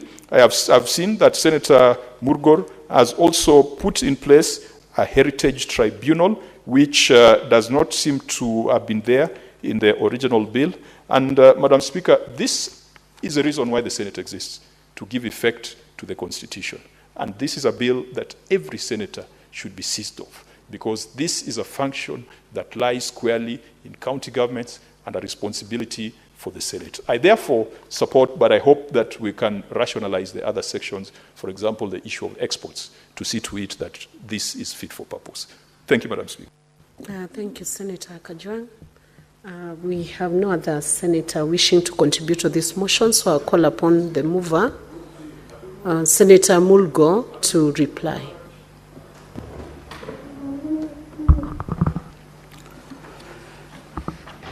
Madam Speaker, I'm very thankful to the speakers who have contributed to this motion, and especially Senator Mohamed Faki, Senator Enoch Wambua, Senator Veronica Maina, Senator Olekina Ledama, Senator Dr. Khalwale, Senator Mogeni, Senator Sotsi, Senator Tobiko, and Senator Kajwang. I also want to thank the committee for facilitating the introduction of this bill, and look forward to the passing of the second reading. Finally, Madam Speaker, pursuant to Standing Order 66-3, may I request that the putting of the question be deferred to another day. Thank you. Thank you, Senator Murgo. The putting of question is deferred to the next sitting of Senate. And now I will reorganize the order paper to defer order number 17 to order number 25 because the movers of those orders are not here, so that they will be called out in the next sitting of this Senate. Honorable Senators, there being no other business on the order paper, the Senate stands adjourned until tomorrow, Wednesday, 12th March 2025 at 9:30 a.m.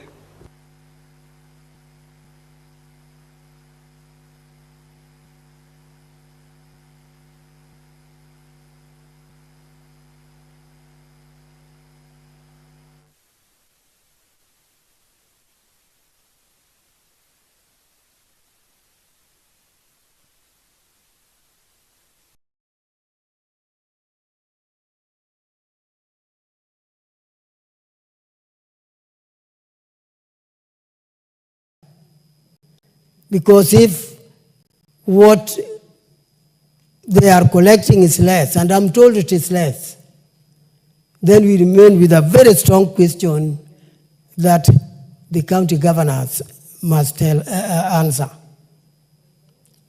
Because now they are a government. That was just a council. And they cannot compare themselves to a council. Mr. Speaker, that also leaves a big question. Something must be wrong. Perhaps the money is collected, but it doesn't reach the county treasuries. Or it may be that they reach the county treasuries, but they don't perform the duties they are collected for. Mr. Speaker, let me just say that the counties have two types of expenditures, the development expenditure and also recurrent. And when you look at the records, the recurrent expenditure is extremely high. Though it is supposed to be not more than 70%. The recurrent expenditure is quite high relative to the development expenditure. The development expenditure should be in the region of 30%. But from what we have been seeing, a number of counties reach nothing near that 30%. But it is the development expenditure that leaves the trail of what the country gains. A country spending more on development expenditure is a country that is gaining in development. But if you are heavy on recurrent expenditure, you are like somebody who gets salary and eats it all. In the end, he has nothing to remind him that he had some money or he earned some income, because there is nothing that income did. Recurrent expenditure doesn't leave trail. Mr. Speaker, what I'm saying is that there are a lot of inadequacies right down there at the county level. They need to pull up. I'm saying this because as I speak, I'm not sure the counties can really tell us what they have achieved in a manner we MPs can say what we have done with NGCDF. The money we have got for NGCDF are used in such a manner that you all the time, even without you as a member of parliament being there, whatever you do is conspicuous. People see it. And the people can explain the benefits they get from the NGCDF. I'm not sure whether people can also take it upon themselves to explain what devolution is doing. Devolution is a wonderful structure, but governors are making it just one of those institutions with very little impact. Yet what we want is a big impact. And I know our governors have the capacity, they have the ability to use this money in such a manner that even after 5 years, we can say, yes, there is a change devolution has done for us. Mr. Speaker, I want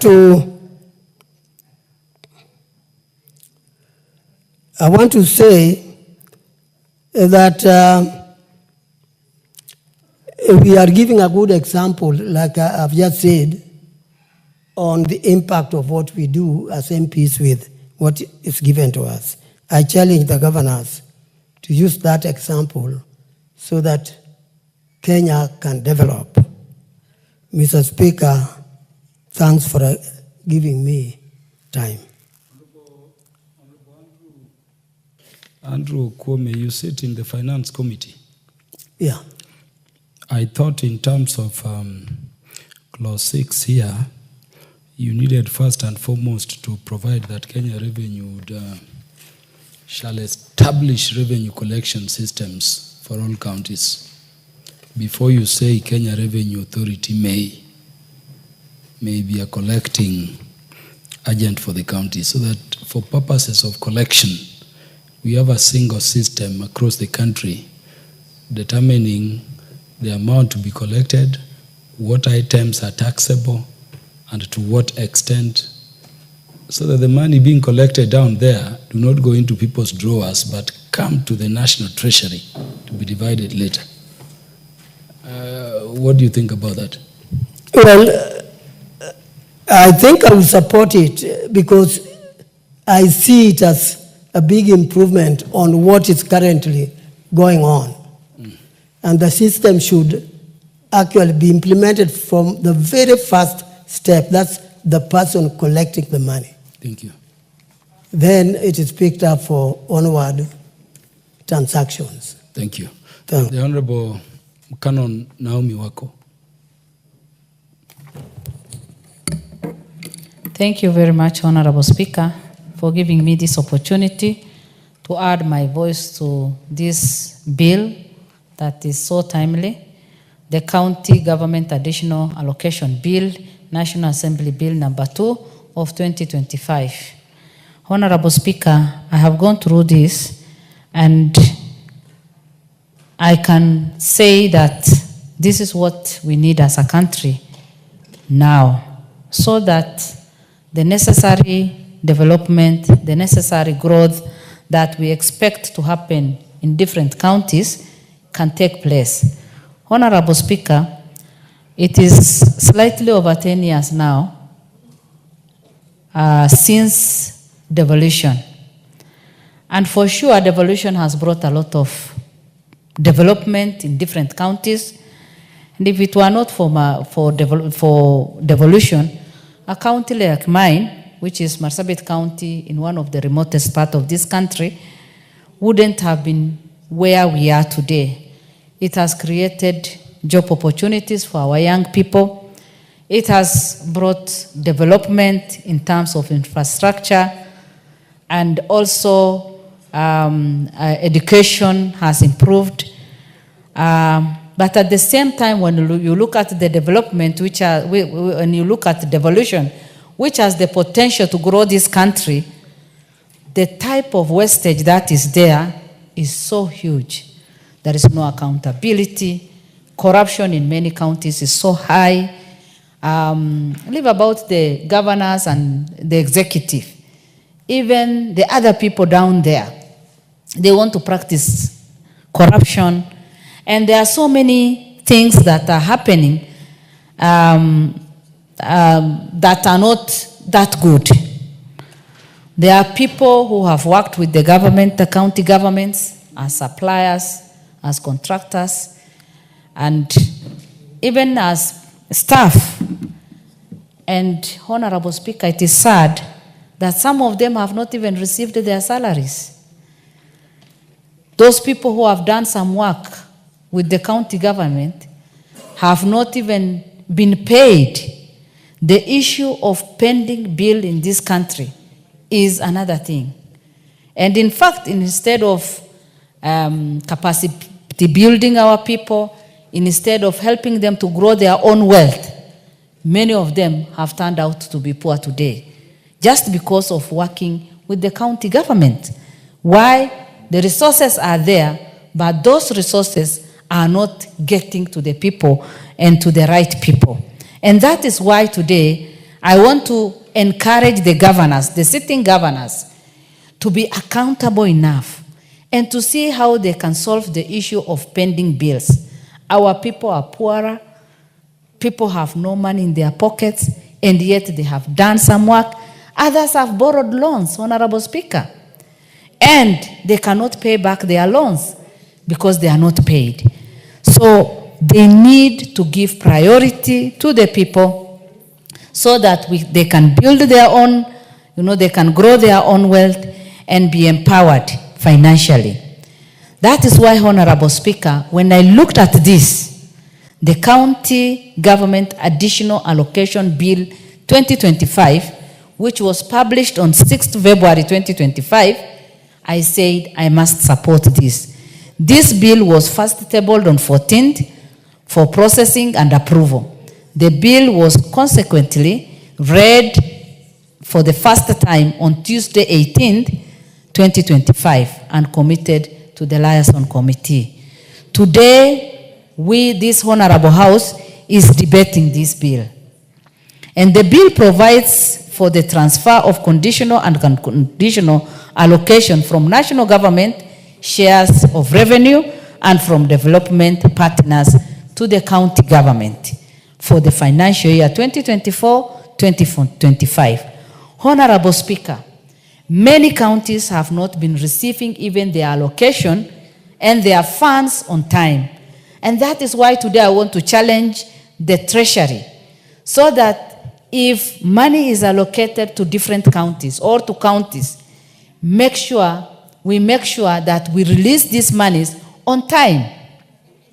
We blame the county government, but they also blame the Treasury, simply because the Treasury is not releasing the funds on time. And so even as we approve this, as we support this, it is high time for our Treasury also to put measures in place so that funds can be available on time, funds can be released on time, so that the counties can also be effective and functional.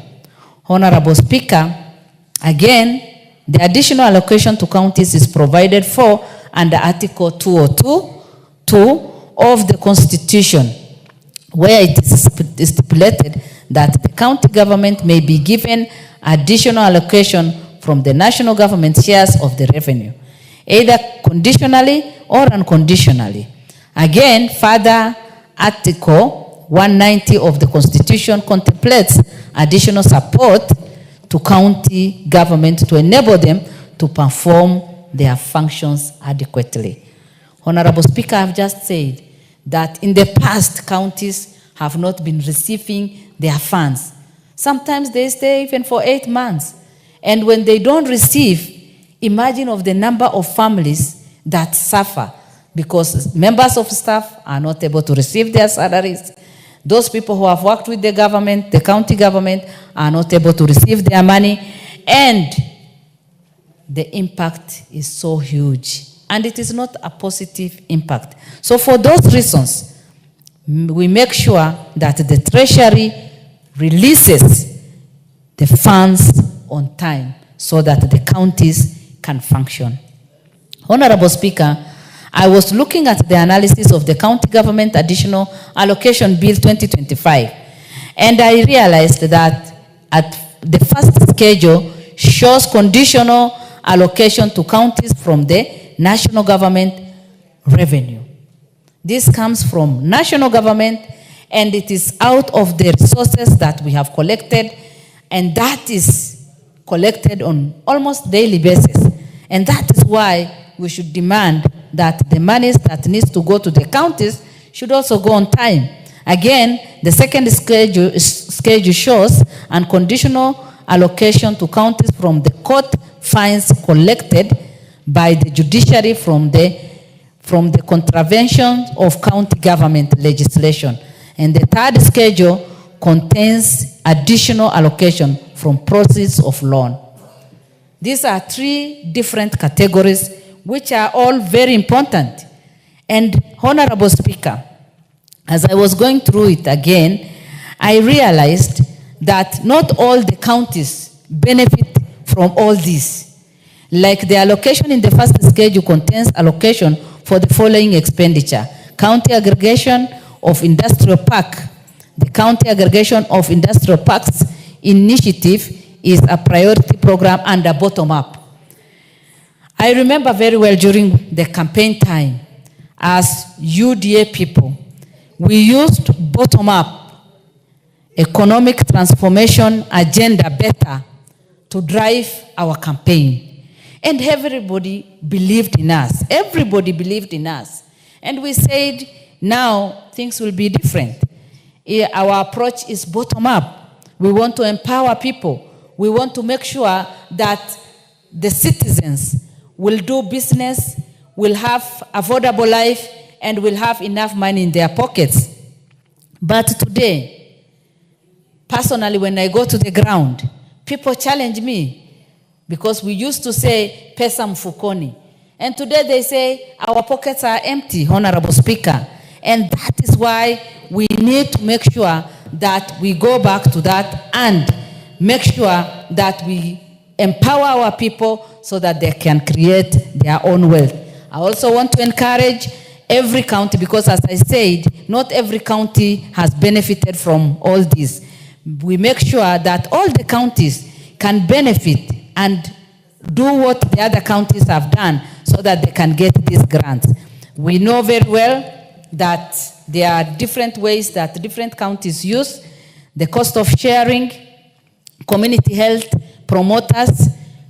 Once this money, this bill is passed, 3.2 billion is shared among the counties. I know we will also benefit from that, but the counties have a lot to do because they also need to give their shares so that the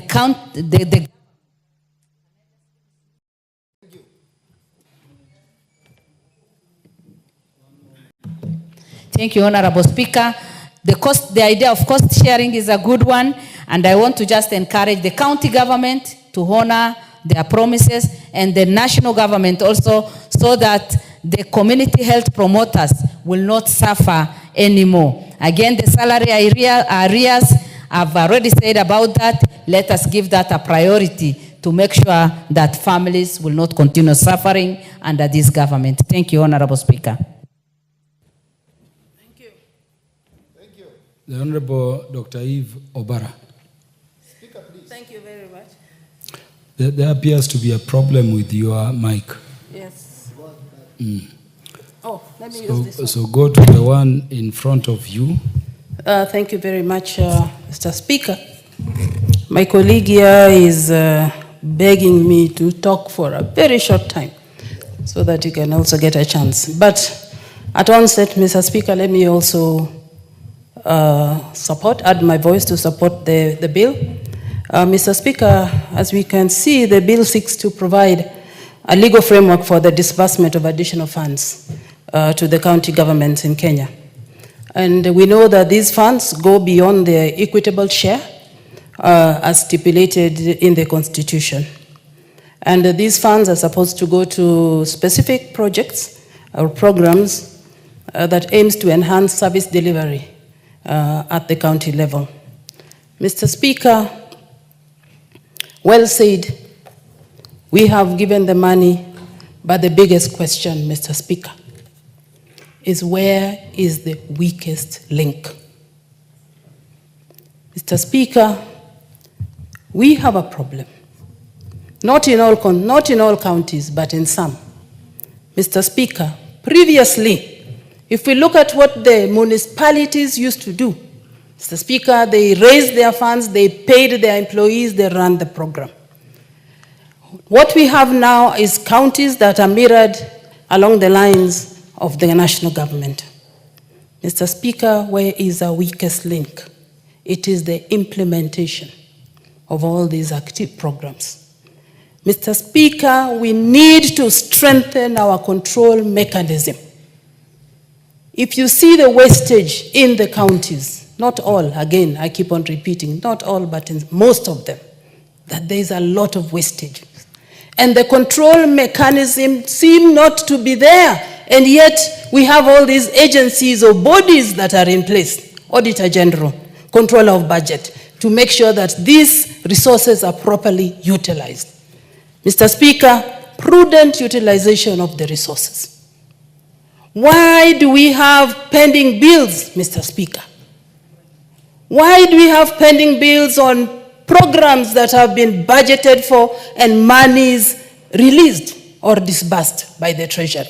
Yes, we are aware that the release of funds usually come late. And that is why probably by the end of the financial year, we find that only less than 30% has been used towards development. But it's not their problem. But when the money is finally released, Mr. Speaker, what happens? And why then do we have those pending bills, and why can't these governors pay the suppliers for services rendered against the monies that they were given? Mr. Speaker, it's about time. We are not going to get into many details, but it's about time that sanctions are put in place where a governor does not pay a supplier or a service that has been delivered against a budget that was approved and money disbursed. These governors must be held to account and also charged, because where is the money? And this is where we are having a lot of problems. People have been impoverished in counties. Suppliers have died because they have taken loans against their properties that have been sold because of monies that were not paid for a service that was given. These are questions that we must answer, that we must think about as legislators in this House, that what are we going to do about this? We cannot let them go on and on and on and continue giving monies that are not being put into proper use. Thank you very much, my brother. I think I will let you have. Once again, I support, but with those conditions, and we must look at those things that are affecting service delivery after monies have been released to the counties. Thank you very much. The Honorable Joshua Kimilu. Thank you, Mr. Speaker, for the opportunity. Mr. Speaker, I want to thank my colleague for being nice to me. Mr. Speaker, I also want, because I know there are others who wanted to contribute to this motion, I also want to not to take a lot of time. But Mr. Speaker, as I support this amendment bill, additional allocation to the counties, Mr. Speaker, I want to say the following, Mr. Speaker. As we add counties money, Mr. Speaker, we know that very well that there is a lot of corruption in our country, in some of the counties. Mr. Speaker, when you you go through the auditor's report, Mr. Speaker, you see there is a lot of irregularities in our counties. Mr. Speaker, we want to warn these governors as we fight for them to get additional allocation, Mr. Speaker. We also need to have accountability in our counties, Mr. Speaker. And Mr. Speaker, this needs a lot of oversight by our senators. And this is the time we want to tell our senators to wake up, because a lot has been happening in our counties, and it's like there is no enough oversight to our counties, Mr. Speaker. And Mr. Speaker, what is causing a lot of problems in this country, Mr. Speaker, is corruption. And Mr. Speaker, now as a member of WIPA, because now we are the official opposition of WIPA, since now, before we were together with the ODM, and the ODM is now in bed with the government, Mr. Speaker. So I know, Mr. Speaker, the oversight not enough. Honorable Joshua Kimilu, order. Under which article of the Constitution is this thing called official opposition created? Mr. Speaker, I cannot say it's in the Constitution, but Mr. Speaker, if you look the way things are, yes, so anything that is not within the law, let us speak about them outside the gate of this lawmaking institution. Otherwise, proceed. Thank you, Mr. Speaker. Mr. Speaker, I want to say that if you go to the constituencies, Mr. Speaker, you can count the projects which was done by the NGCDF. They are well seen. You can see them and say, this is done by NGCDF. But when you go to our counties, Mr. Speaker, in fact, you can see that the wage bill is too high such that the money for development, you can't see any development in some of the counties, Mr. Speaker. And this is why we are saying, Mr. Speaker, as we support this, Mr. Speaker, a lot has to be done by these counties, Mr. Speaker, because we don't want wastage of the resources in our country. We need to see our people getting services. And Mr. Speaker, this will also help this country to move forward. Mr. Speaker, if you go to the counties, Mr. Speaker, there's a big problem, Mr. Speaker, of ECD classes, which is under the counties, Mr. Speaker. And these are the mandate of the governors to do. Mr. Speaker, as we add our allocation to them, Mr. Speaker, we also need to see work done in our counties, Mr. Speaker.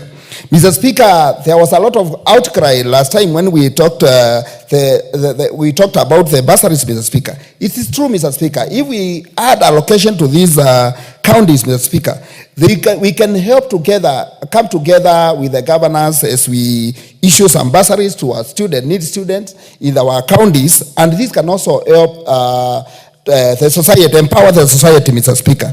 So, Mr. Speaker, I support this. And Mr. Speaker, some counties which are in arid and semi-arid areas, Mr. Speaker, need a lot of development like water, roads. Mr. Speaker, I went to Wanjia and I was shocked to see that there are no electricity, there is no enough water, there's a problem of water, and being given additional allocation, Mr. Speaker, I think these are some of the projects we talk as a country which can benefit our people and try to elevate the level, the poverty level in our counties, Mr. Speaker. Mr. Speaker, I came up with a social workers professional bill, which, Mr. Speaker, I know soon it will become a law, Mr. Speaker. And I want to thank this House for supporting my bill very well, and I'm excited, man. Mr. Speaker, we see how social workers in our counties, they are suffering, getting peanuts, Mr. Speaker. Mr. Speaker, once this bill becomes a law, Mr. Speaker, I'll be in the front line campaigning for the social workers to be paid well, Mr. Speaker. They do a lot of work in our hospitals, health centers, and even in our villages, Mr. Speaker. They go around helping the people, Mr. Speaker. These are the people who need to be well paid, given good allowances to do the job, Mr. Speaker. Mr. Speaker, because I don't want to take a lot of time, I also want to say something about the collection of taxes in our counties, Mr. Speaker. I don't know, Mr. Speaker, what's the problem, because some of the counties collect a lot of money, but there are some loopholes, Mr. Speaker, which to be sealed. And Mr. Speaker, this is serious. And when I talk of good oversight, Mr. Speaker, I talk this because, Mr. Speaker, I know how our people are suffering in the villages, Mr. Speaker. We have devolution, and we need to see the work of devolution in our areas, Mr. Speaker. Mr. Speaker, we also see how some contractors are crying over the streets. Mr. Speaker, when I was in the village, I met a contractor on my way who worked in a certain county, and now it is 10 years, and he was not paid, Mr. Speaker. These are things we don't want to hear, Mr. Speaker. And when we allocate more money, Mr. Speaker, we also need accountability to our counties. They need to give royalties, Mr. Speaker, some of these things. And Mr. Speaker, I know by passing this bill, I know it will help our community, and it will also support our people. And I think, Mr. Speaker, with a good oversight and a good accountability of our governors, I know we will help this country. Thank you, Mr. Speaker, and I support. The Honorable Catherine Omanyo, Member of Parliament representing Busia County. Thank you, Mr. Speaker. I support fully this bill. It is long overdue. The counties are suffocating too much with so many baggage, I can't even start to count. If they are given additional funds, I just pray that this time anything programmed, budgeted, should do exactly what the budget entailed. Because I fail to understand why we have pending bills, and yet before these bills even happened, there was a budget for it that was approved. And when the money came, even if sometimes the money delays, finally the money comes in. And if the money arrives, then every detail on the budget should be ticked. So I wonder why we have pending bills that is now the excuse of all counties why things are at a snail's speed. We need to actually strengthen our control mechanism, accountability. We should also look into cutting out wastage. It is just too much. My county, Busia, I know once these funds are allocated, we will no longer have problems of water shortages in places like Teso North, where women and children go across the county to seek for this need in Bungoma County. And they walk miles and miles far away searching for a river, because we have a hard pan in the northern side of Teso North, where even if you dug a borehole, you won't get water. So we have Malakisi River that has enough water, where this money can be used to pipe water into homes. It is possible. How does developed nations come into play when it comes to things like this? Because somebody thought ahead, piping water, treating water from Malakisi to across the sub-county and even other nearest sub-counties. If we started today, piping bit by bit into homes, by the end of 5 years, all homes in my county will be receiving clean, safe water and piped. And then the CHVs, we have volunteers across the county that have been doing a lot, assisting the doctors and nurses where the doctors cannot reach. These CHVs have reached. And these CHVs understand every home that needs attention, be it health issues and other counseling issues. They do understand, and they step in to help where the doctors cannot. Because we have a few doctors in the county. You can find a psychiatrist, just one, in the county handling over 400 cases. That means we can't lie to ourselves. You can't handle one psychiatrist handling over 400 cases. So these CHVs need to be supported. And the moment they are so demoralized because they are unsupported and the remuneration is even not there, I am praying that when finally this money hits the accounts in the counties, those who have been there, exercising, volunteering already, having a list, I see most of them with a book, because they even don't have phones, they don't have laptops, they are not trained how to keep data. So they register a name physically like class teachers used to do before the era of computers. They know well who needs the attention, who has which challenge, physically and mentally, health-wise, they know. I hope when now these funds hit their accounts, these volunteers who've been there will not be left aside just because the money has surfaced. Now other people who have no clue to get. I just hope all the CHVs, because they know each other, they have their own caucuses across the county, those are the people who will be beneficiaries.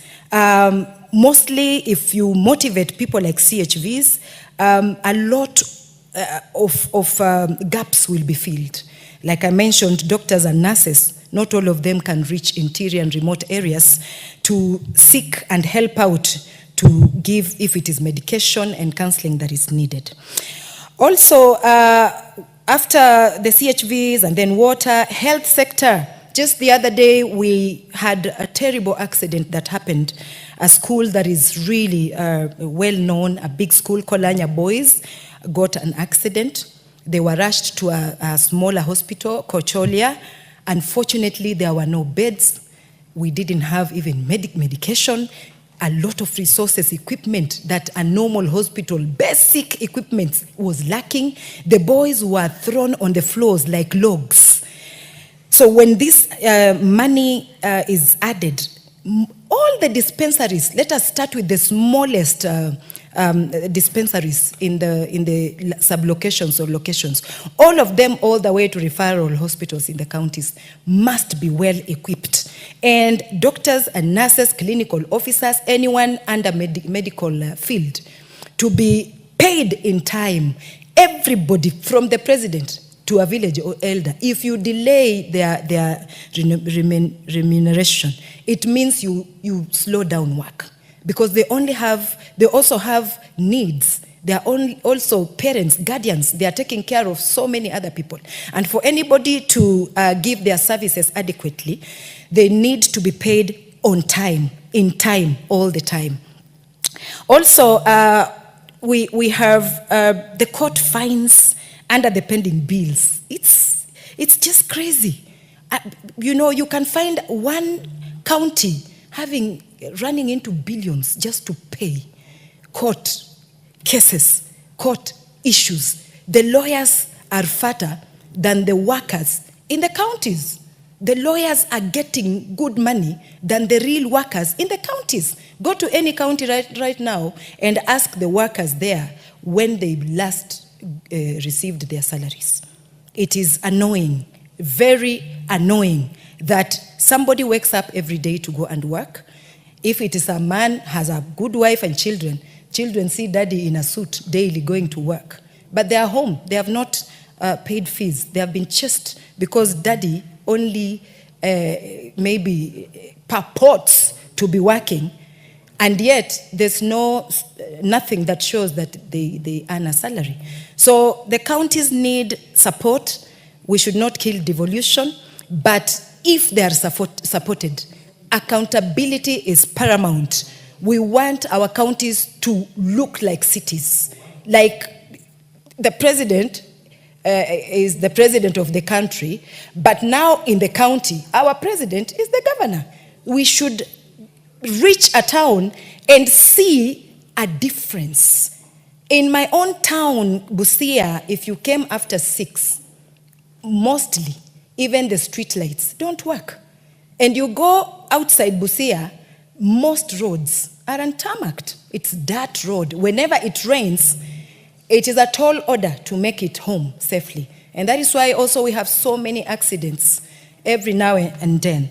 So I support this bill, and I hope that when we finally have money allocated, more money allocated into counties, our governors, we cajole with them. Our governors should take this time, every single dime, into accountability. Thank you, Mr. Speaker.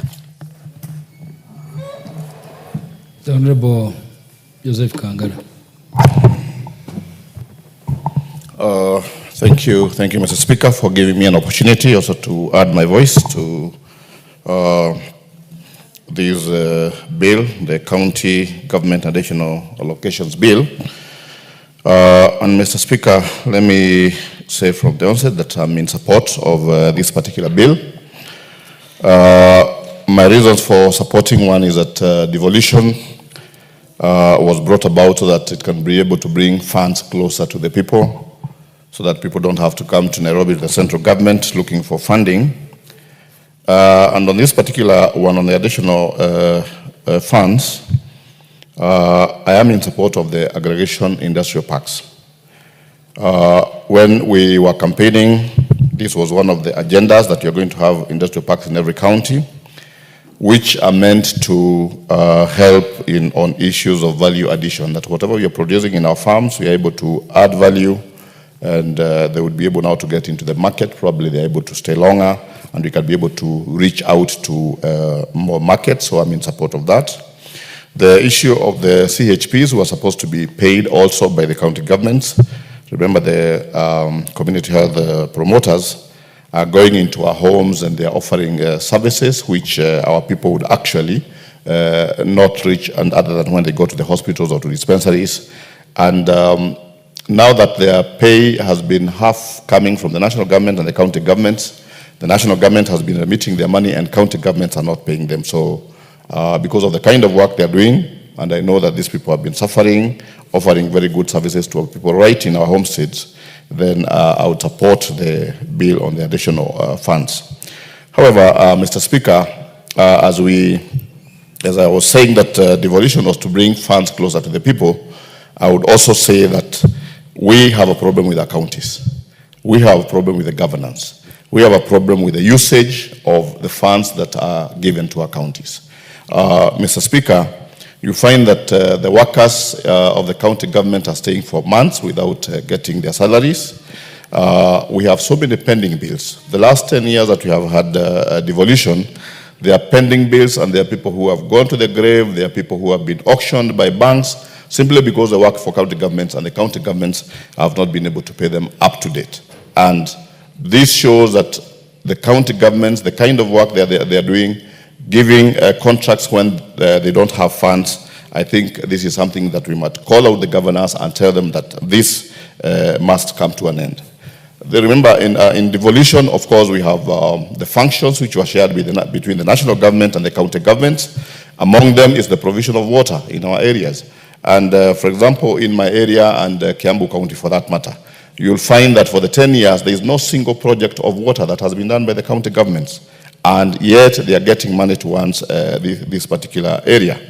In Kiambu, we have so many roads which are under the county governments, but today you'll find the governor is distributing chicks and piglets and so many other things. These things that really our people can afford to buy chicks for themselves. You're supposed to fix the road so that they can be able to get their produce to the market. This is not happening. And we want to call out the governors and tell them that there is work that is cut out for them, and this is exactly what we expect them to do. The government brought in the subsidy, the fertilizer. Initially, it was under the National Cereals and Produce Board. Again, taken to the county governments. My people today are going all the way to Naivasha to get fertilizer because the county government cannot be able to get it to the people. But the governor is going around with handouts, giving people handouts and not really looking at the issues that concern the citizens. Our dispensaries, we don't have medicine. The dispensary that were put up using CDF, you find that today our people have to go to the private hospitals. They have to go to chemists to buy medicine because we don't have medicine in our hospitals. And Mr. Speaker, as I wind up, I can see that time is running out.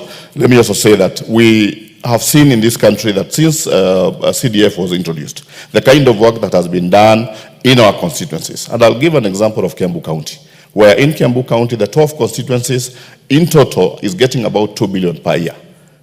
Our county government from the central kitty, they're getting 15 billion. You go to every village, there is a project of CDF. You can go to some places in a whole ward. For the last 2 years, there's no project that has been done. For the last 10 years, you look at some wards, you find that nothing has been done by these counties. We must call out the governors. We are giving you this money. It must be used prudently. And as a country moving forward, we have to look at the way funds are being used in our counties. Whatever money they are collecting themselves, of course, the county councils used to do better than what is being done today, for the simple reason that there is money that is going to people's pockets, not getting into really working for these people. And as a country, we need to stop this privilege where money is being lost by whatever being siphoned, and we should call even EACC to go and look into these counties and see what is happening with the money that has been given from the central kitty and whatever is being collected from the counties. Otherwise, Mr. Speaker, thank you very much. I am in support of the bill. Thank you. Honorable Timothy Toroitich.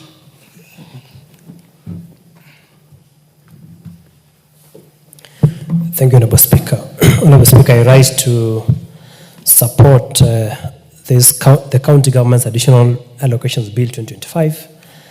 Honorable Speaker, this is a very important piece of legislation because it goes to allocate resources beyond the equitable share that we normally have. I've checked the schedule, Honorable Speaker. This is money that is, this bill allocates money that accrues out of court fines, money that we get from grants and loans from development partners and other international bodies. Honorable Speaker, of importance is, if you look at clause 3 of this bill, it says the National Treasury shall facilitate any agreement between a county government and a development partner and shall table agreements in the National Assembly and the Senate before inclusion in this bill. So this parameter of checking of the National Assembly approving this bill is very important so that county governments do not enter into agreements with development partners without this National Assembly approving. Honorable Speaker, I think that is a very important provision under the PFM Act and also under this bill, so that any agreement entered into by the county government and other partners is subject to approval before this House. I think that is a very progressive legislation or a provision of law that was put so that we limit county government from engaging partners without the approval of this House. But Honorable Speaker, I have had people here lamenting that there is a lot of pilferage and wastage by the county governments. Honorable Speaker, in my own opinion, the problem goes to the design and the architecture of the constitution of this country. Honorable Speaker, we give ourselves our constitution without thinking deeply on how it will affect us as a country. Honorable Speaker, the wastage we are talking about in the county government is brought by the design and the architecture of our constitution. Honorable Speaker, we need to ask ourselves, what is the role of the county assemblies in this country? The primary oversight of the county government is the county assemblies. But herein is the problem that we have even in this House, Honorable Speaker. Honorable Speaker, we have county assemblies that do not have minorities. A county assembly that 100% is elected from the party in which the governor is elected in. Therefore, performing oversight becomes very difficult in that particular county assembly. Honorable Speaker, so if we have to relook, we have to look at the... Honorable Timothy Toritich, you'll have 7 minutes. The next time the House will convene to deliberate on this particular bill. As be upstanding honorable members, the time being 7:03 p.m., this House stands adjourned until Wednesday, the 12th day of March 2025 at 9:30 a.m.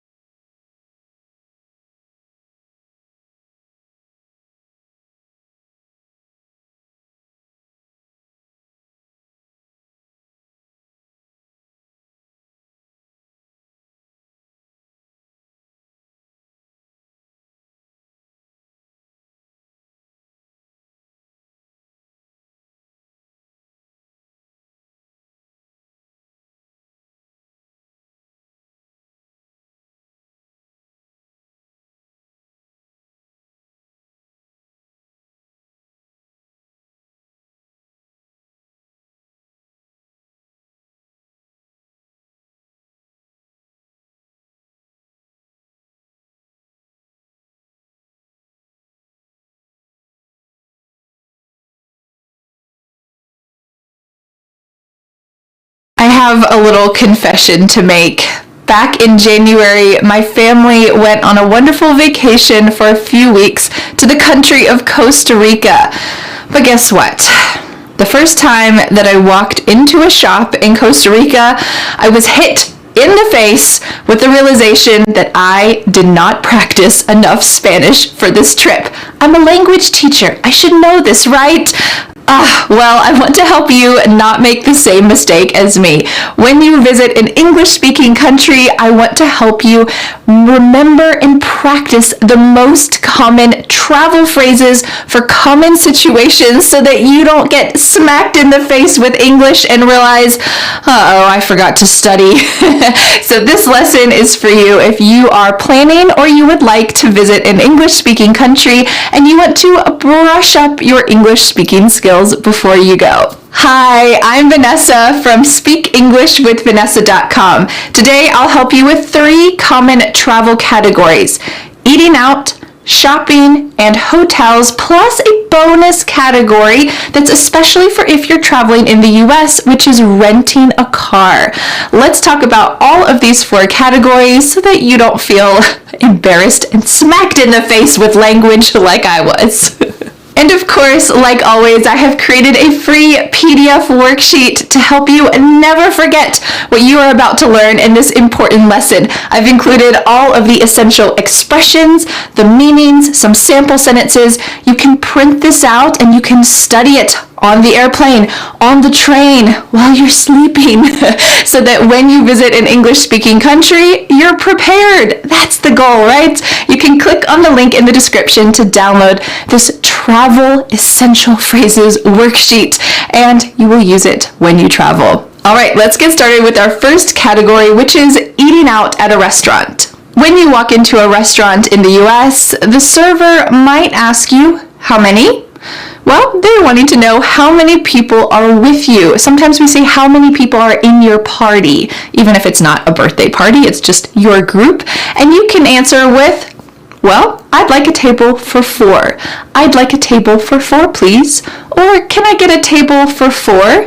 Wonderful expressions. When you sit down at your table, the server will ask you, what would you like to order? And maybe you're not familiar with a lot of the food on that menu, or you want to make sure you get the best thing. So you can ask this question: do you have any recommendations? Do you have any recommendations? Of course, make sure that their recommendation is not the most expensive thing on the menu. Most servers are pretty honest and will tell you something that they think is really good, but it's a good way to be able to get the specialty of the restaurant or just something that maybe you hadn't thought about before. A lot of restaurants in the US are aware that people have different eating diets or restrictions. So if this is you, you're welcome to say, are there any vegetarian options? Are there any vegan options? Are there any gluten-free options? You could say, I'm allergic to gluten. Are there any gluten-free options? And sometimes even on the menu, you will see little symbols like a G with a line through it, and that means this has no gluten. And those will be special items that you would be able to order. Something that's very American is ordering something and then customizing it to what you want. So you could say, can I get the cheeseburger and hold the lettuce and tomato? Or can I get the cheeseburger without the lettuce and tomato? You're not ordering it as is. On the menu it says cheeseburger, lettuce, and tomato. It comes together. But in the US, it's perfectly normal and really common to customize it to what you want. So you could say, can I get the cheeseburger and hold, that means don't give it to me, hold the lettuce and tomato, or can I get the cheeseburger without the lettuce and tomato? And they'll say, sure, no problem. Something else that the US is known for is gigantic portion size, and it's true. You get huge portions here in the US. So what happens if you don't finish all your food and don't feel like you need to finish all your food? You can just ask the server, can I get a to-go box, please? Can I get a to-go box, please? It's perfectly normal. Sometimes they will take your plate away and they'll fill up the to-go box for you, or more likely they'll just bring you the box and you can put what you would like in that box and take it home, and you've got lunch the next day. The next phrase is one that you need to be a little bit careful about because it's different in movies and real life. When you're done eating, you don't really need to ask for the check. The server will eventually bring you the check. They'll probably bring you the check and say, take your time, there's no rush. Of course, they don't want you to sit there for 5 hours, but let's say that you are in a rush. You need to leave quickly, so when you finish your food, you want to ask them to bring the check immediately. You should not say, check please, This is really common in movies and TV shows where you'll see someone say, check please. This is pretty rude actually in real life, and it's much better to say, can I get the check please? Can I get the check please? Thanks. This is much more polite, and it's really the phrase that everyone uses. So I recommend not saying check please. It might be a little bit weird. The next category of phrases are for when you're shopping. This is where I really got stuck in Costa Rica because I felt like I understood the questions that the people working in the shop asked me, but I just didn't know how to formulate a response. And I don't want you to be in that same situation. So let's go over some common shopping situations and those easy expressions you can use. Usually when you walk into a small-ish shop in the US, the person working there will just say, hi, welcome. But they might also say, hi, are you looking for anything? Hi, can I help you? Hi, are you looking for anything special or anything in particular? And with these questions, you need to know how to respond. The easiest response is to just say, just looking, thanks, or I'm just looking, thanks. Very simple, clear, and straightforward. If they ask you, are you looking for anything special? You can take that same word and say, no, I'm not looking for anything special. Or if they use the word particular, are you looking for anything in particular? You can use that same word and say, no, I'm not looking for anything in particular. I'm just looking. Whew, and this will get them off your back and you can just browse around the shop however you want. But what if you are looking for something in particular or something special and you need a little help? What can you say? You can use the phrase, I'm looking for some special chocolate to buy as a gift. That's what I was often doing in Costa Rica. I wanted to buy some special chocolate to bring back home to my friends and family. So you could say, I'm looking for some special chocolate to buy as a gift. Or you could use it as a question instead. You can use the simple phrase, do you have any special chocolate that I could buy as a gift? Do you have any chocolate with strawberries in it? I think that's something I'd really love. Do you have? And then they might say, oh yes, it's right over here. Whew, you did it. If you're buying clothes, in the US, it's really common to be allowed to try them on. And I know in some countries this is not the case, and for me this is really frustrating because I want to try it on and make sure that it fits before I buy it. But in the US, this is really common, and usually they will direct you to a fitting room or a dressing room. But let's say it's locked. This is often the case, and you need to ask someone for permission to go into the dressing room. What can you say? You've got two questions. You can ask, can I try this on? Can I try this shirt on? Or you can hold up the shirt and say, can I try this on? Or you can say, can I have a dressing room? Can I have a dressing room?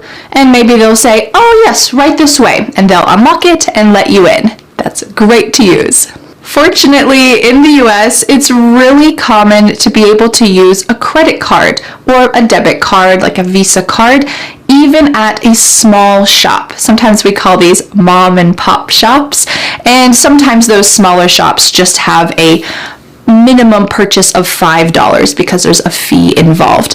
But you can ask, if you want to be certain, you can ask, do you take credit cards? And sometimes on the shop window there will be little icons for Visa, MasterCard, and that will let you know that as well.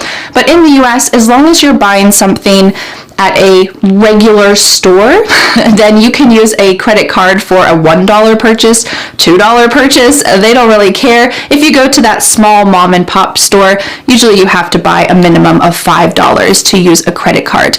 But let's imagine that you find a shop that does not accept credit cards. This is pretty unusual, but I'm sure they're out there, so I want to help arm you with that knowledge. If they say, no, sorry, we don't take credit cards.